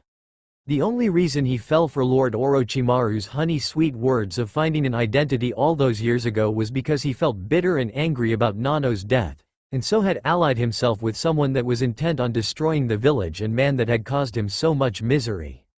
He stayed that way for years. And then about half a year ago, he remembered his very early childhood. So yeah, Kabuto had a purpose in life now, and come hell or high water, Kabuto was going to fulfill it. His eternal allegiance was with Naruto-kun now. Lord Orochimaru would be fucked once he leaked every bit of information he was privy to as Lord Orochimaru's second-in-command. That's right, everybody who stayed here passes. Ibiki smirked at the shell-shocked Genin. Time to rub more salt in the wound. The first 9 questions were nothing. Oh, it showed how clever you could be at information gathering, but even if you had gotten all those questions wrong, it was the 10th one that was the real test. So long as you got that one right, you pass regardless of your total score. Ibiki then went into his mini-sermon about dangerous missions that risked one's lives, and yada, yada, yada. Basically stuff that the genin should know by heart, but not everyone does because not all people are cut out to be shinobi. Some are cowards, some joined for the wrong reasons altogether. And then there were the people that just needed to die. It wasn't so much that these people were so incompetent, but rather they were so competent that they descended into madness. Not run-of-the-mill madness that highly skilled shinobi attained because they could do whatever the hell they wanted, 'cause no one could stop them. But madness. Orochimaru brand of madness. Danzo brand of madness. Power, politics, the pursuit of immortality, and money were the 4 core reasons that highly skilled shinobi descended into madness. Although there was a 5th core reason that wasn't so widely known, the goal of attaining world peace, but no one in the Hidden Leaf was aware of that, yet. At any rate, once Ibiki had spoken his piece and made the kids want to bash their heads into a wall, Kakashi leapt through one of the already shattered windows and waved at the genin. He chuckled. Yo, I'm the proctor for the second exam. So follow me in Naruto. To Training Ground 44. Having given his introduction, Kakashi eccentrically ran over to Naruto, scooped him up, and leapt back out the window without missing a beat. Though Sasuke and Sakura were right on the man's heels, intent on getting their teammate back. And their former classmates were right on their heels to help save Naruto from a potential pedophile. Not a good day to be Kakashi Hitaki, if the look on Ino-chan and Hinata-chan's faces was any indication. Snake, giant snake, why'd it have to be a SNAAAKE? Came a bawling, over-the-top shriek of terror. Sasuke had a contemplative look on as he and Sakura were waiting around for their blonde teammate. That shout had just come from him, so he had obviously run into some trouble. Trouble that would likely be upon them at any given moment, but that wasn't what Sasuke was thinking about. He got that line from somewhere. Where have I heard that line before? Sasuke hummed agitatedly as he couldn't quite place it. Sakura nudged him concernedly. Shouldn't we probably do something? Naruto sounds like he could use our help. Sasuke scoffed at the notion. You don't pay attention at all, do you? Aside from the fact that Naruto's just as powerful as I am, he's got way too many stalkers. I mean designated bodyguards that would bail him out at a moment's notice. Cousin Shisui's in here, you know. He'll be fine. Sasuke rolled his shoulder and went back to racking his brain for where he had heard that line before. And then she appeared. The disturbing woman that had been sending Sasuke leers back when Kakashi was annoyingly explaining the second exam. The man was infuriatingly sitting up in a tree with Naruto at his side, his arms slung around the blonde teenager like they were pals. The one with a disturbingly long tongue that was slightly reminiscent of Anko-sama. But only slightly. Kukuku, what do we have here? 2 insects have become caught in my web. Came the woman's disturbing taunt. Sasuke grumbled something about overconfident amateurs before flashing his Sharingan on and breaking out the executioner's blade. The beautiful, wonderful, terrifying Anko-sama had helped him awaken his clan's bloodline. And it wasn't through snakes or physical torture. It was pure, psychological hell. Anko-sama had made him spy on a fangirl meeting that was all about him. But Anko-sama didn't stop there. No, no, no. She blew his fucking cover and threw him to the wolves, as it were. All those grubby, greedy hands. His body simply decided that he needed them to bloody survive and escape that hell. Kukuku, the Sharingan and one of the 7 ninja swords. Very promising, Sasuke-kun. Very promising. That makes your body all the more tempting. Sasuke froze mid-movement as he registered just what that bitch had said. Oh no. Oh hell no. He hadn't escaped a pack of those she-devils only to come across a creepy shinobi fangirl. Bad enough that Sakura and Ino were still associated with his fangirl fan club, though in fairness, Ino was having a lot less to do with it for some obscure reason, and Sakura had been busy doing other things as of late. Regardless, Sakura and Ino were the prominent shinobi fangirls and he'd pretty much gotten rid of them, for the most part. Now here this girl was, sounding a million times creepier than those two combined. And a billion times more obsessive. Like an army of fangirls. He'd fended an army of them off before, he could do the same here, damn it. And this time he would finish the job instead of run away. While Sasuke had been stuck in his twitchy, traumatized ruminations, that creepy hidden grass kunoichi had begun to move, and so had Sakura. Sakura had been flinging darts like a crazed psychopath, and the grass kunoichi had evaded them all before getting in close and bitch-slapping Sakura away. Nothing would get in this kunoichi's path of getting to Sasuke-kun. Nothing. And then, as if his survival instincts were kicking in, Sasuke broke out of his ruminations and swiped at the kunoichi with the executioner's blade. The sword did its job and cut its target in half, but the kunoichi had regurgitated herself and slithered around Sasuke like a predator before holding him down firmly and sinking fangs into the back of his neck. Sasuke's eyes bulged to the size of saucer plates. This bitch, had gone way over the line. Talk like a bitch with no life beyond obsessing over him, fine. But give him a hickey of all fucking things, and Sasuke Uchiha fights back. Sasuke furiously punched the grass kunoichi in the face, trying to get her to let go of his neck, but it was all in vain as some seal was now in place. And when the bitch finally let go, Sasuke felt strange. Exhausted. Vulnerable. Not even Enko-sama had made him feel like this during their intense training sessions. And then the biggest explosion Sasuke had ever heard and seen rocked the nearby area, decorating the forest with snake guts. Even the grass kunoichi seemed a little freaked out by the explosion. What the hell was that? She hissed lowly. Ah, what the hell? We all know this isn't a woman by now. This is Orochimaru, and he is well and truly freaked out that someone could muster an explosion of that size. He hadn't seen something like that since Jiraiya first started getting into seals years and years ago. And the idiot had been in his late teens. There was no way a genin should have been able to conjure up an explosion capable of obliterating one of Manda's oldest sons. It wasn't possible, now that the snake is taken care of. Naruto noisily grumbled and landed a little bit away from where Sasuke and Orochimaru were at. Sakura landed in a crouch beside him, checking him over for any serious injuries. He valiantly ignored the hungry glint in her eye as she looked him over. Thank goodness you're all right, Naruto. Sakura was truly relieved. Inner Sakura was really making an effort to take over and get a little more hands-on with checking to see if Naruto was all right. Outer Sakura, naturally, resisted because now wasn't the time for that. But maybe later. No. Focus. But we have to save Sasuke-kun from this creepy grass kunoichi. She's some kind of pedophile. I am not a pedophile. Orochimaru roared, doing away with the female voice. I just want his body. Dead. Silence. Are you sure? Naruto asked, voice clearly incredulous. Because from the sounds of it. Yes, I'm sure. Orochimaru huffed, pinching the bridge of his nose in agitation. Children, technically, I'm supposed to be here for you, Nine Tails, but there's no reason I can't multitask. But now that you've caused a scene by destroying my summon, I suppose I will just have to retreat for now. But do know this, child. Sasuke-kun will come to me for power. The curse seal will compel him.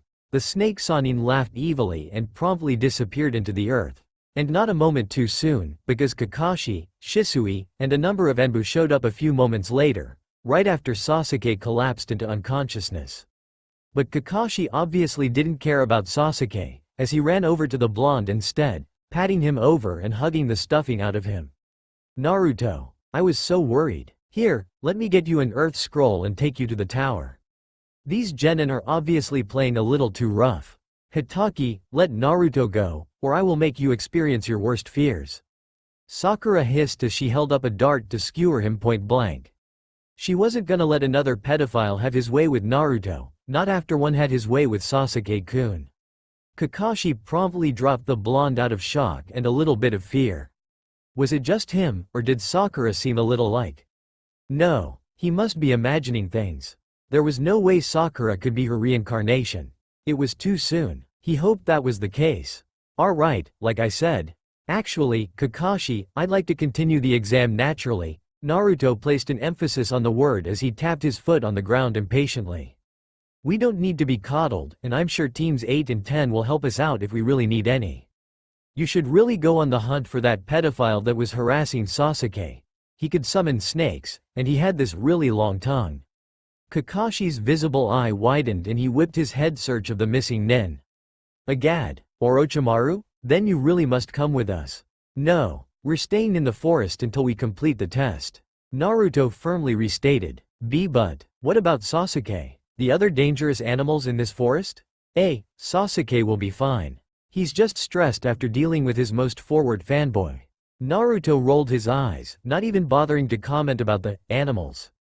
Kogen was back home and loving it. They had nothing to worry about in that department, and had in fact saved a red-headed girl earlier. Karen or something. And on that note, you wanna help? Take this girl to the tower since her team abandoned her. She says she's an Uzumaki like me, and Gaara didn't know how to feel about his siblings cowering behind him again after that big explosion from earlier. It had startled him too, but they seemed much more affected by it.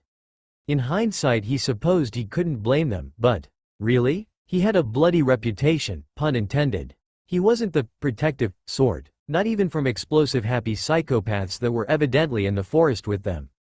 An explosive happy psychopath that Temari and Kankuro were certain was related to that pink-haired, maroon coat-wearing bitch that had experimented on them for hours. 'Cause who else had a reputation in here besides Gaara? That pink-haired, maroon coat-wearing bitch and her psycho teammates, that's who. And they didn't want to die at the hands of those psychos. Temari and Kankuro liked living. Yet despite feeling annoyed at his siblings' cowardice, he could not help but feel a small, warm and fuzzy feeling sprouting in his chest.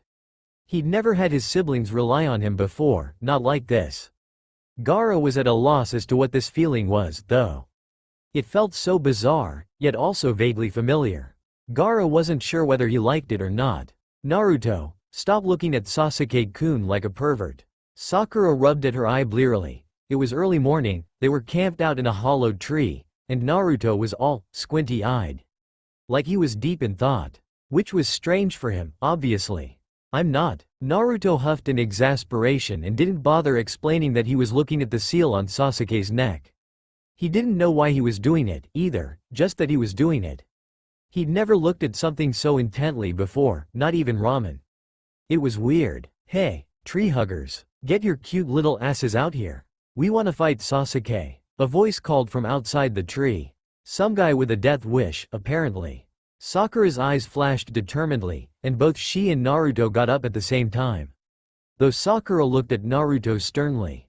No, mine. I get dibs this time. You watch over Sasuke-kun, and don't be a pervert.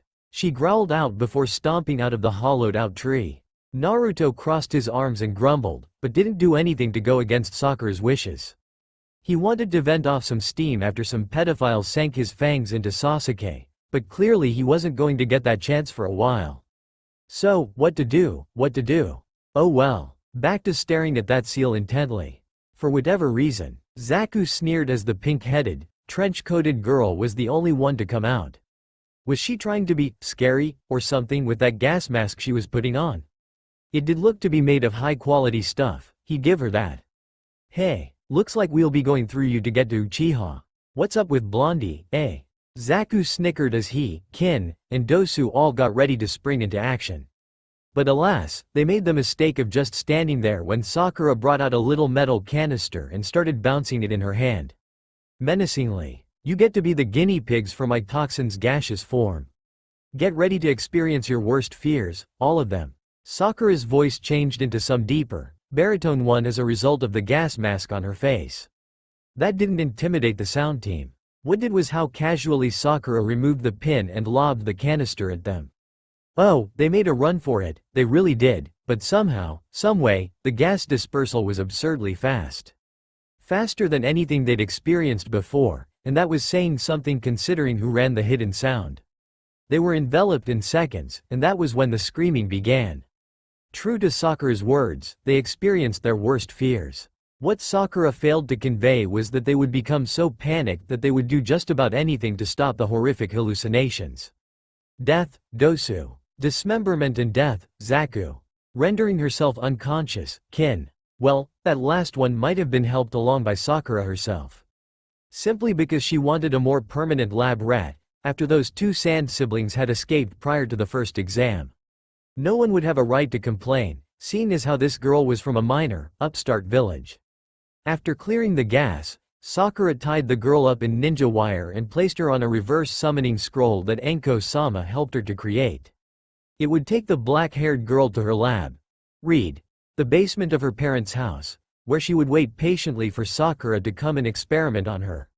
No, Sakura did not really think that would be the case, but after seeing the kind of relationship Enko-sama had with some of the T&I prisoners, Sakura decided she would like some of that. The dynamic seemed delightful. While Sakura was wrapping up, Sasuke chose that moment to wake up and obviously be affected by the cursed seal. Naruto, where's Sakura? Sasuke asked the blonde in a flat voice. Well, she just got done massacring this one team that came to fight you. Naruto scratched his cheek in contemplation. So there's no need to worry. Why don't you rest a little more? That whole ordeal with the pedophile Musta worn you out. I'm rested enough. Sasuke deadpanned as he rolled his shoulder. Let's go find other teams to fight. I haven't felt this rested in a long time. I need to go let off some steam. Seriously. Naruto shook his head slowly. I really think you should rest. That seal is having some kinda adverse effect on you, I can tell. Dat Bayo. Sasuke scowled as he eyed his blonde teammate. You wanna pick a fight? I told you. Sasuke huffed and then narrowed his eyes when something occurred to him. Maybe it was the curse seal, maybe it was a long overdue deduction. But he realized something. Say, you're not acting like the clans or your spunky, hyperactive self. Is this some personality we don't know about? I dunno what you're talking about, Sasuke, Dat Bayo. Can't I be worried about my friends? Maybe. Sasuke allowed. He made a vague gesture. But this seems way out of character, even for you. You're not distressed, you're more calm than you should be. Something's definitely off about you. Naruto simply closed his eyes and didn't say anything. Fight me, Naruto? Sasuke all but growled as he got into a battle-ready stance. And then Naruto smiled wryly. You were always so full of confidence, Sasuke? But, I kind of like that. Because now, I can tear that confidence to shreds. Naruto snapped his eyes back open and grinned at Sasuke. It wasn't a grin promising evil intentions, it simply exuded confidence. When you lose, just remember that I got to take a look at the Forbidden Scroll. Sasuke scoffed at the reminder. So, you learned the Shadow Clone Jutsu. That's all you were able to learn from it. Naruto wagged his pointer finger at his teammate. Tisk, tisk, tisk. You're forgetting one little detail. I didn't have to read all of it, just capture the scroll's contents with my eyes. I happen to have a little furball in my gut that has perfect memory recall. 'Cause seriously, it's a giant mass of chakra, not a human being. If I happen to allow it to read the scroll for me, it will retain all that knowledge that might get me into trouble otherwise. Sasuke's eyes widened in shock and horror. You mean, I've got it AAALL up here. Naruto tapped his pointer finger on his temple and smirked. Every single forbidden technique that we have saved up in that scroll. And you want to know the best part? I only need one to beat you. Save you, really. I don't need saving, idiot. I've never felt better in my life. Despite the situation, Sasuke rolled his eyes. He was so screwed. You know that it takes one night to travel to and from the plane of the Shinigami? Naruto took out a kunai and started juggling it idly. Well, the trip doesn't take that long. I just needed one night to hash out a deal with it. You know, after beating it at a game of cards. I got absurd luck, Dat Bayo. You're shitting me. Sasuke deadpanned, dropping his fighting stance altogether. There was no way. Remember that day I came to training all tuckered out? Naruto asked innocently. He knew Sasuke remembered. It was very out of character for him to be so exhausted during the day. He chuckled at Sasuke's still incredulous stare. Hey, your funeral, bub. The Shinigami has a Jamaican accent, I shit you not.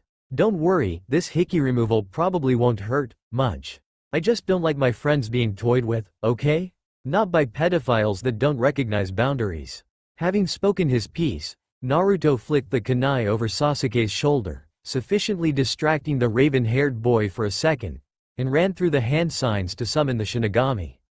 Reaper Death Seal. Sasuke still wasn't taking him seriously, as he could not see the big intimidating ethereal form floating behind Naruto. The big intimidating ethereal form who looked slightly exasperated at being summoned so casually. You know the drill, I just want that damn pedophile's chakra taken. Leave Sasuke's alone, Naruto told the Shinigami sternly, though to Sasuke it still looked like nothing was happening. Nevertheless, the Shinigami grumbled some obscenities under its breath and pierced a hand through Naruto's soul and through Naruto's stomach, eventually reaching the cursed seal on Sasuke's neck. Since there wasn't that much chakra stored in the seal yet, the procedure lasted only 15 seconds before Sasuke got all woozy at the loss of the cursed seal, which had disappeared from the back of his neck. I feel faint, Sasuke muttered, stumbling briefly before collapsing into unconsciousness. Thanks, Shinigami. Naruto offered a bright grin at the creature who muttered some more obscenities under his breath before disappearing without taking Naruto's soul. Mortals, the day that Team 7 reached the tower, a meeting of evildoers was taking place in an out-of-the-way cavern beneath the Leaf Village. There were approximately 10 total. 8 of them were shiny, rainbow-wise silhouettes, while the other 2 were Orochimaru and Sasori. So you see, Orochimaru began to wrap up his report. Aside from a few minor setbacks, the invasion is still on. The hidden sand has no reason to betray us, and Sasori I shall swoop in amongst the confusion and steal both the 9 tails and 1 tail. An uncouth young man snorted and rolled his pink eyes through his projection. Let me get this fucking straight. You had the fucking 9 tails in reach, and you go after a fucking Uchiha? Shut up, Hidan. You should know by now the snake's obsession? Kakuzu sighed tiredly, having gotten no rest for the past 8 days due to the absurd amount of bounties they had been raking in together. Sure, Hidan was a headache to deal with, but all that money. He does have a point, though, as much as it pains me to admit. Why didn't you just brand the Uchiha and capture the 9 tails? It seems simple enough. Orochimaru opened his mouth to explain his actions, but Sasori butted in. Because Jonin were closing in on his position. Too many for me to try and stop. The puppet master rasped from within his Hiriko puppet. We were forced to pull out. A long silence followed that explanation, with the exception of Hidan calling out. Bullshit. Still, that was the story, and Orochimaru and Sasori were sticking to it. The apparent leader of the group with purple-ringed eyes took a deep breath and decided to conclude the meeting. Aside from the minor complications, let us just proceed as we are now. Zetsu, arrange for Kabuto to be broken out of the Hidden Leaf's T&I, and the rest of you just remain locked on your targets, or in Deidara and Kisami's case, keep looking for the 3 tails. It has to be out there somewhere. Hidan, Kakuzu, I expect the 7 tails host to be captured within the week. Since we have a month before the invasion, I expect all of you to be ready for the sealing to take place. We have the 5 tails, let's keep the momentum up. Dismissed. With that, the 8 rainbow-wise silhouettes vanished, leaving Orochimaru and Sasori in the cavern alone. After a while, Orochimaru gave a sidelong glance to his partner. Is it sad that I was expecting you to publicly embarrass me about the real reason I didn't grab the 9 tails? Orochimaru was very sensitive about being called a pedophile, after all. He was a scientist. A scientist. Sasori snorted derisively. Sure, only for you to call me out on being nostalgic over seeing one of my old puppets in action again? I don't think so. Orochimaru chuckled with mirth. Touché, my puppet friend, touché. There was a long pause as the pair just stood there and ruminated. Quote ellipsis. Never speak of this incident again? What incident? HM. Sasori is a good boy. Say something like that again, and I will vivisect you and enjoy it. I'm telling you, I don't know. Sasuke stomped his feet in frustration. Currently he was suffering the third-degree interrogation after reuniting with his sensei. Basically, all the rookies made it to the tower with Neji's team, and when Team 7 had opened the Heaven and Earth scrolls, it was the beautiful and wondrous Anko-sama that greeted them instead of Iruka-sensei, who was meeting with Team 8.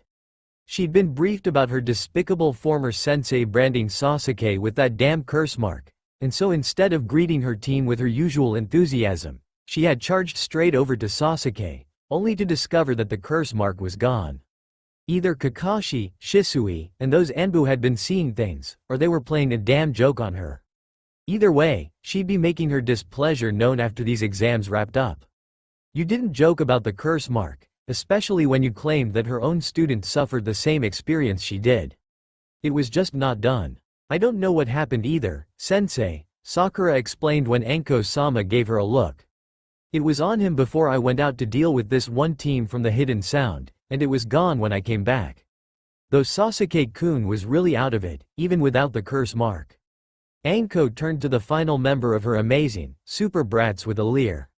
He'd better have answers, or so help her. I musta dozed off, Anko-sama, sorry.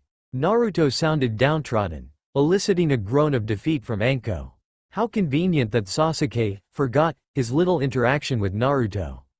Then again, it could seriously be the loss of the curse mark. That might have had an effect on his mind. Though not very likely. It's not like there was a forbidden jutsu for that or anything. If there was such a jutsu, the Yamanaka might be pissed off that someone had the knowledge of how to use it, because they would have been the ones to call for that jutsu to be banned from use. Alas, they would never know if someone did know how to perform that jutsu. Probably. Well, good work getting here, guys. Anko sighed and rubbed her temple exasperatedly. Seeing as how it's the last day, it looks like it's just going to be the 12 of you that just came in and that trio of Sand Genin. Meaning that there probably won't be prelims this time, because 15's not a bad number. So you guys can relax that there's about a month until the third exam. There was a long pause after that declaration. Then Anko broke out into guffaws as she hunched over and slapped her own knee. Oh, man, I can't believe I said that with a straight face. Your asses are grass for the next 30 days. Good luck with that. Naruto, Sakura, and Sasuke just shrugged at their sensei's ominous promise of tough training. They were already hella strong. What would a ton of more power hurt? That question is rhetorical, you know. Don't you roll your eyes. Since there are 15 of you, I can't really in good conscience allow any of you youngins to back out. Sarutobi puffed on his pipe as he addressed the genin in the room where the prelims would have been held. Two of the Sand Genin looked terribly dispirited at this announcement, but Sarutobi couldn't really dredge up the effort to particularly care. This was like the ideal number of candidates to go on to the next round. Oh, sure, there would be a bye for the first round, but barring any draws or disqualifications, there would be 8 genin proceeding into the second round of the tournament. And from there the tournament would proceed smoothly. A pity they couldn't rope in a random 16th genin, but that would be showing favoritism, and they didn't want that. Draw a single ball from the box here, and Kakashi will write down your number on the tournament bracket. Itachi intoned in that stoic voice of his as the genin came forward one at a time. Once they'd all drawn a ball and told Kakashi their numbers, a number of the genin sending warning glares at the white-haired Jonin, Itachi announced how the tournament would go. Quote ellipsis. Ironically enough, my foolish youngest brother Naruto will be getting the bye for the first round. How convenient for, 7 of you that lose your first match. Clearing his throat after some of the genin twitched at the jab. Kami knows how much favoritism that blonde got. Itachi went on to list the matchups. Shikamaru vs Kankuro, Sasuke vs Hinata, Ino vs Tenten, Lee vs Choji, Neji vs Sakura, Shino vs Tamari, Kiba vs Gaara. That is the order of the matches. You have a month to prepare, good luck. Oh thank Kami. My heart was gonna burst from my chest. Kankuro declared as he and his siblings were returning to their hotel after lunch. I don't have to face that pink-haired bitch. I can just lose to that Nara kid and get some distance from that bitch. The three of them were aware that Kankuro was referring to the fact that he would be helping protect the group of shinobi in charge of summoning that three-headed snake monstrosity. You couldn't get farther than that when you still wanted to help lend a hand to the imminent invasion. I'd probably join up with you, but I don't like leaving Gaara alone at the hands of those monsters. Tamari did not look pleased with having to be in the vicinity of Team 7. Bunch of psychos, they were. I do not need your protection. Gaara growled, in spite of the slowly growing feeling of warm fuzzies in his chest. He was supposed to protect them. Just where the hell did that come from? As they reached their hotel room and opened the door, they found Baki, who was white as a sheet and shaking. Baki? What's the matter? Tamari asked out of concern. The II invasion's called off. Just do your best in the exams. Baki assumed the fetal position and rocked back and forth. I like living, mommy. Kind of spooked that Baki was acting so out of character, the Sand siblings contemplated going out to hang out in the village a little more. Obviously Sensei needed some alone time. What's with him? Tamari asked as the three of them stepped out of the hotel room. His explanation hadn't been very explanatory. Baki was just being a big baby right now. Don't be too hard on the guy. He went through 2 hours with Ibiki and was going to have a session with Anko immediately following that, but the guy caved and admitted your guy's strategy and everything. A booming voice captured the attention of the Sand siblings, who weren't even aware of the large, imposing figure leaning against the wall next to their hotel room. The man had long white hair, and was dressed in red and green. There was also an imposing aura about him, despite how eccentric he seemed. He grinned lecherously. But hey, don't worry about him. I'm here for you, Red. We need to get that seal of yours looked at. I hear it's driving you a little crazy. Cue simultaneous triple blink from the Sand siblings.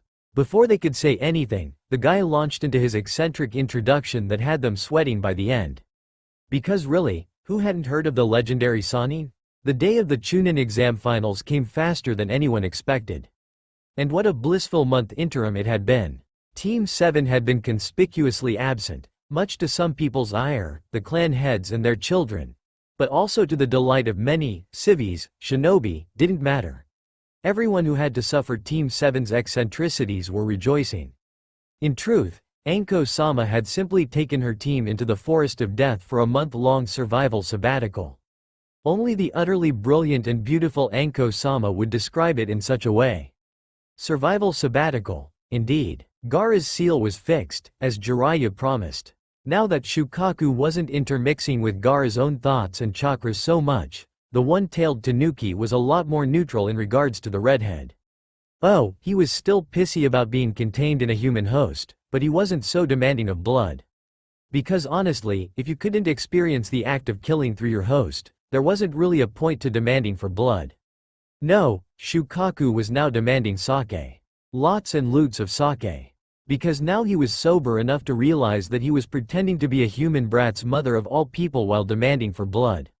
That just sounded like a really messed up woman on her period, if you left it at that. On top of which, Gaara was developing quite the siblings complex, and while that was funny for a few days, it was starting to become disturbing. A young boy with homicidal urges suddenly having an overprotectiveness for his brother and sister? It was just not done. Sarutobi didn't know whether to be happy or furious with Anko. On the one hand, her taking Naruto on that survival sabbatical without advanced warning forced him to adjust the rotation for Naruto's adoptive families, because Shikaku had whined how unfair it was that his clan was skipped in the rotation. This in turn brought more whining protests from the other clans, who wanted the rotation to stay as is. Sarutobi failed to see what the problem was. It was only forestalled a month with Naruto's absence. He had to acknowledge that the Naras weren't getting a turn, and had to rectify it. So that was annoying to deal with. On the other hand, Team 7's absence overall resulted in a drastic decline of his nefarious, diabolical, longtime arch-rival, the dreaded paperwork. People weren't traumatized so much when Team 7 wasn't in the village proper. Go figure. On the flip side, what little paperwork there was, tended to be reports on all the wild parties that were being thrown in Team 7's absence. Sarutobi thanked the stars that the village was still manageable under these conditions, because people were that celebratory about it. Even his, not-so-adorable anymore grandson had gone and broken into his not-so-secret sake stores and gotten inebriated. Do you even know how obnoxious an 8-year-old can be with a hangover? Do you? The silver lining to all of this was that Kakashi was easier to force into those therapy sessions with Team 7 gone. That is to say, Kakashi was not informed of where Enko had taken Naruto, and so he was turning the village upside down looking for the blonde. In his desperate searching, he was not so on guard against various Jonin and Anbu who were dispatched to make sure he got to those therapy sessions. Now, getting Kakashi to actively participate in those therapy sessions, that was still a chore. It took Itachi Uchiha of all people to be there to lull Kakashi into a coherent haze. And even then, they weren't making much progress with him. Talks had gone well with the cage and the hidden sand, at least. Sarutobi was now funneling all those mission requests from the Wind Daimyo back to the hidden sand, so now they shouldn't be so desperate. It kind of helped that Jiraiya had been Sarutobi's liaison, because Orochimaru had made an attempt on the cage's life. That, admittedly, was a downside because Jiraiya was only able to repel his former teammate, not kill him. So the Snake Sanin was now aware that they were aware of his plans for invasion. That might be enough to force Sarutobi's wayward student to call off the attack, but the aged Cage wasn't going to hold his breath. If anything, Orochimaru would call in the cavalry from elsewhere now. Maybe from that flowery cloaked assassin club he joined up with from a while back. Kami knew that Orochimaru was a tenacious Sanuva bitch that wanted his head for picking Minato over him for Hokage. Regardless, Sarutobi didn't have as many misgivings as he did at first. Hidden Sand was going to be helping repel whatever invaders Orochimaru threw their way, and Kabuto Yakushi was all too forthcoming with information.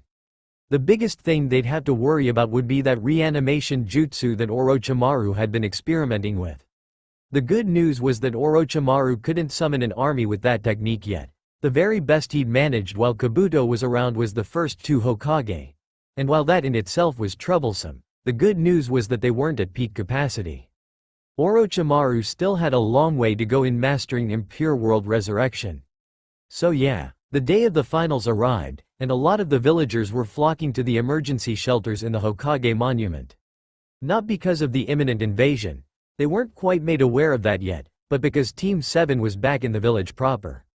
And of course they would be unleashing hell in that stadium, so only the brave few would be going there to see how the matches panned out.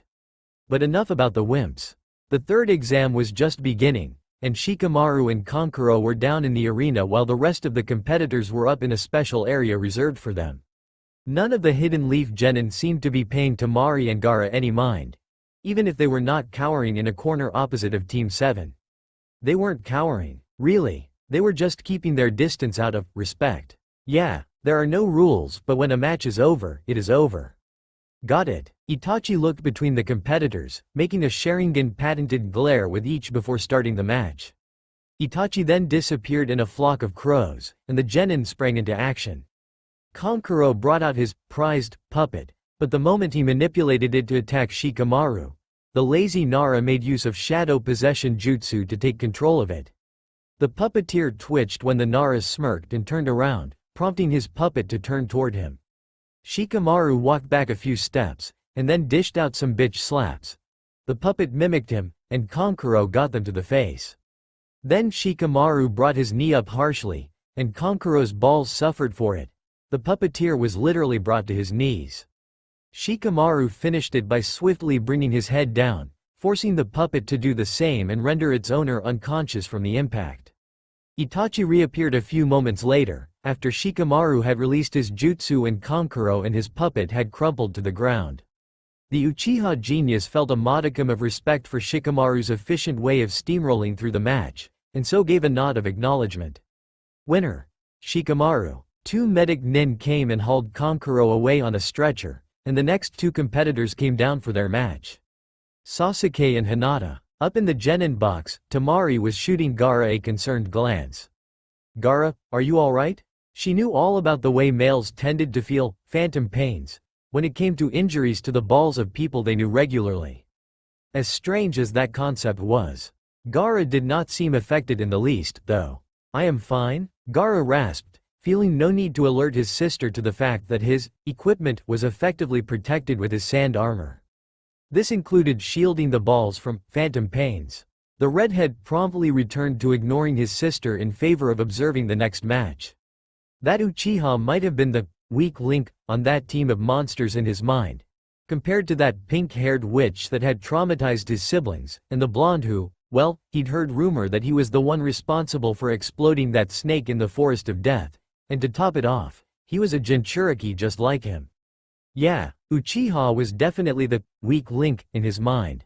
But if he was on that team, then he must have had his own strengths that set him apart from, like, everybody. Best to see what he could do now than later, when they might fight. Never mind the fact they were on opposite ends of the tournament bracket.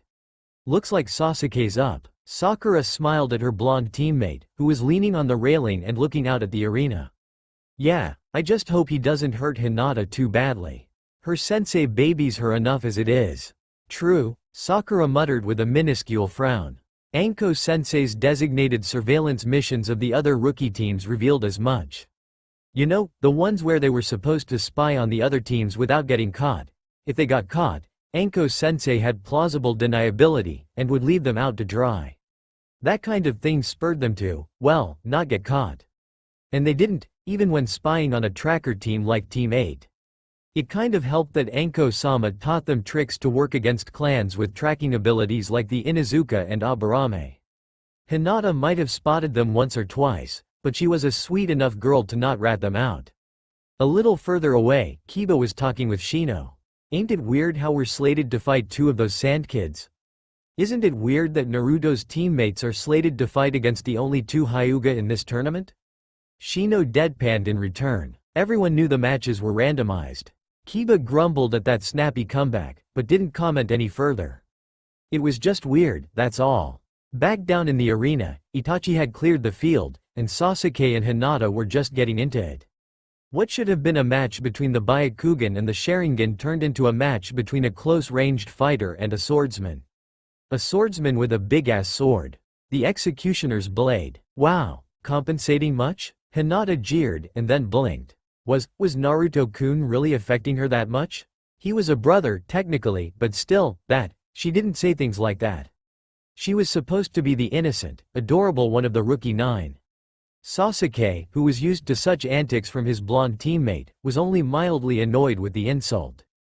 It was an attack on his manhood for sure, but Sasuke knew whose ass he really had to kick for influencing Hinata of all people in such a manner. Naruto was an Uchiha, and his younger brother, technically. This simply set a bad example, and had to be rectified. Immediately. I'll give you one chance to surrender. Sasuke exuded an air of confidence. He narrowed his eyes when Hinata did not react satisfactorily. I'm sorry, Sasuke, but this is a match most exigent. If I lose here, Kurenai-sensei will coat me in bubble wrap every time there's a mission. I won't be allowed on AC rank until I'm 30. Sasuke winced in sympathy, having personally witnessed Kurenai-sensei's coddling through those surveillance missions. Well, hopefully the proctors would show mercy and promote her to Chunin, because Kami knows that if this went on for longer than a couple minutes, he would be viewed as the weak link of Team 7. Which would annoy him to no end. He wasn't weak. Naruto and Sakura were just borderline demons because of their drives. A few more years and they might transcend that line. For Naruto, his brother, that shouldn't be surprising considering the demon fox in his gut, but Sakura? A former civvy with a fangirl complex? Who still had that complex? What do you think drives her? That just made her all the creepier. The match was short, brutal, and had all the Uchiha, including Naruto, rolling around and moaning about their balls. Because Hinata did not go to the jugular, she went for the testicular. With her 64 palms. The executioner's blade did a fine job of blocking the first 10 strikes, but Hinata pounded her way through and got to her prize, ultimately beating Sasuke Uchiha into submission. The proctor bemoaned how his foolish little brother never got to learn how to use his little kusanagi, while Hinata basked in the praise and cheering of the audience and, most importantly, Naruto-kun, who came down to the arena and, well, it stopped being PG at that point. Let's just say that. No one complained about Naruto making out with Hinata right then and there. Hell, Jiraiya could be heard characteristically cheering his godson on. Yeah, this is what happened. No, not really. In truth, Sasuke had hit Hinata with a genjutsu before the match properly began, before her Byakugan were activated, and had been declared the victor just a few seconds after the match started. He'd had to drag Hinata back to the Genin box, though, because he didn't trust Kurenai-sensei not to coddle Hinata in her unconscious state. Normally, Sasuke might catch some flack for ending the fight before it truly began. But guess who the friggin' proctor was? Sasuke could probably get away with just about anything with him as the proctor. Sasuke had to wonder just where his simple genjutsu was leading Hinata, because as he dragged her up the stairs, she was beginning to drool. The genjutsu only told Hinata that she had won. How she won, what happened afterwards, her own imagination was supposed to fuel that. It made this genjutsu a particularly dangerous one, because who would ever want to break out of something pleasant they imagined up? As Sasuke watched Hinata drool and pervertedly giggle in her slumber, he was beginning to wonder if this genjutsu should be placed in the Forbidden Scroll. The fact that the brilliant Anko-sama taught it to him should have been his first clue. You need genjutsu that don't rely on the Sharingan, his ass. Anko-sama just wanted to laugh her ass off at her student dragging around victims living out their perverted fantasies. You know, Anko, ya could have told your kid to go easy on White Eyes. Even though you sent Kurenai to get popcorn so that she wouldn't be here personally to see her kid lose, she's still going to act like a mother hen toward her. Asuma pointed out factually. Of course Anko waved him off. Hinata's fine. She's gonna be a lot better off than Guy's White Eyes brat. And who knows who Naruto will square off against.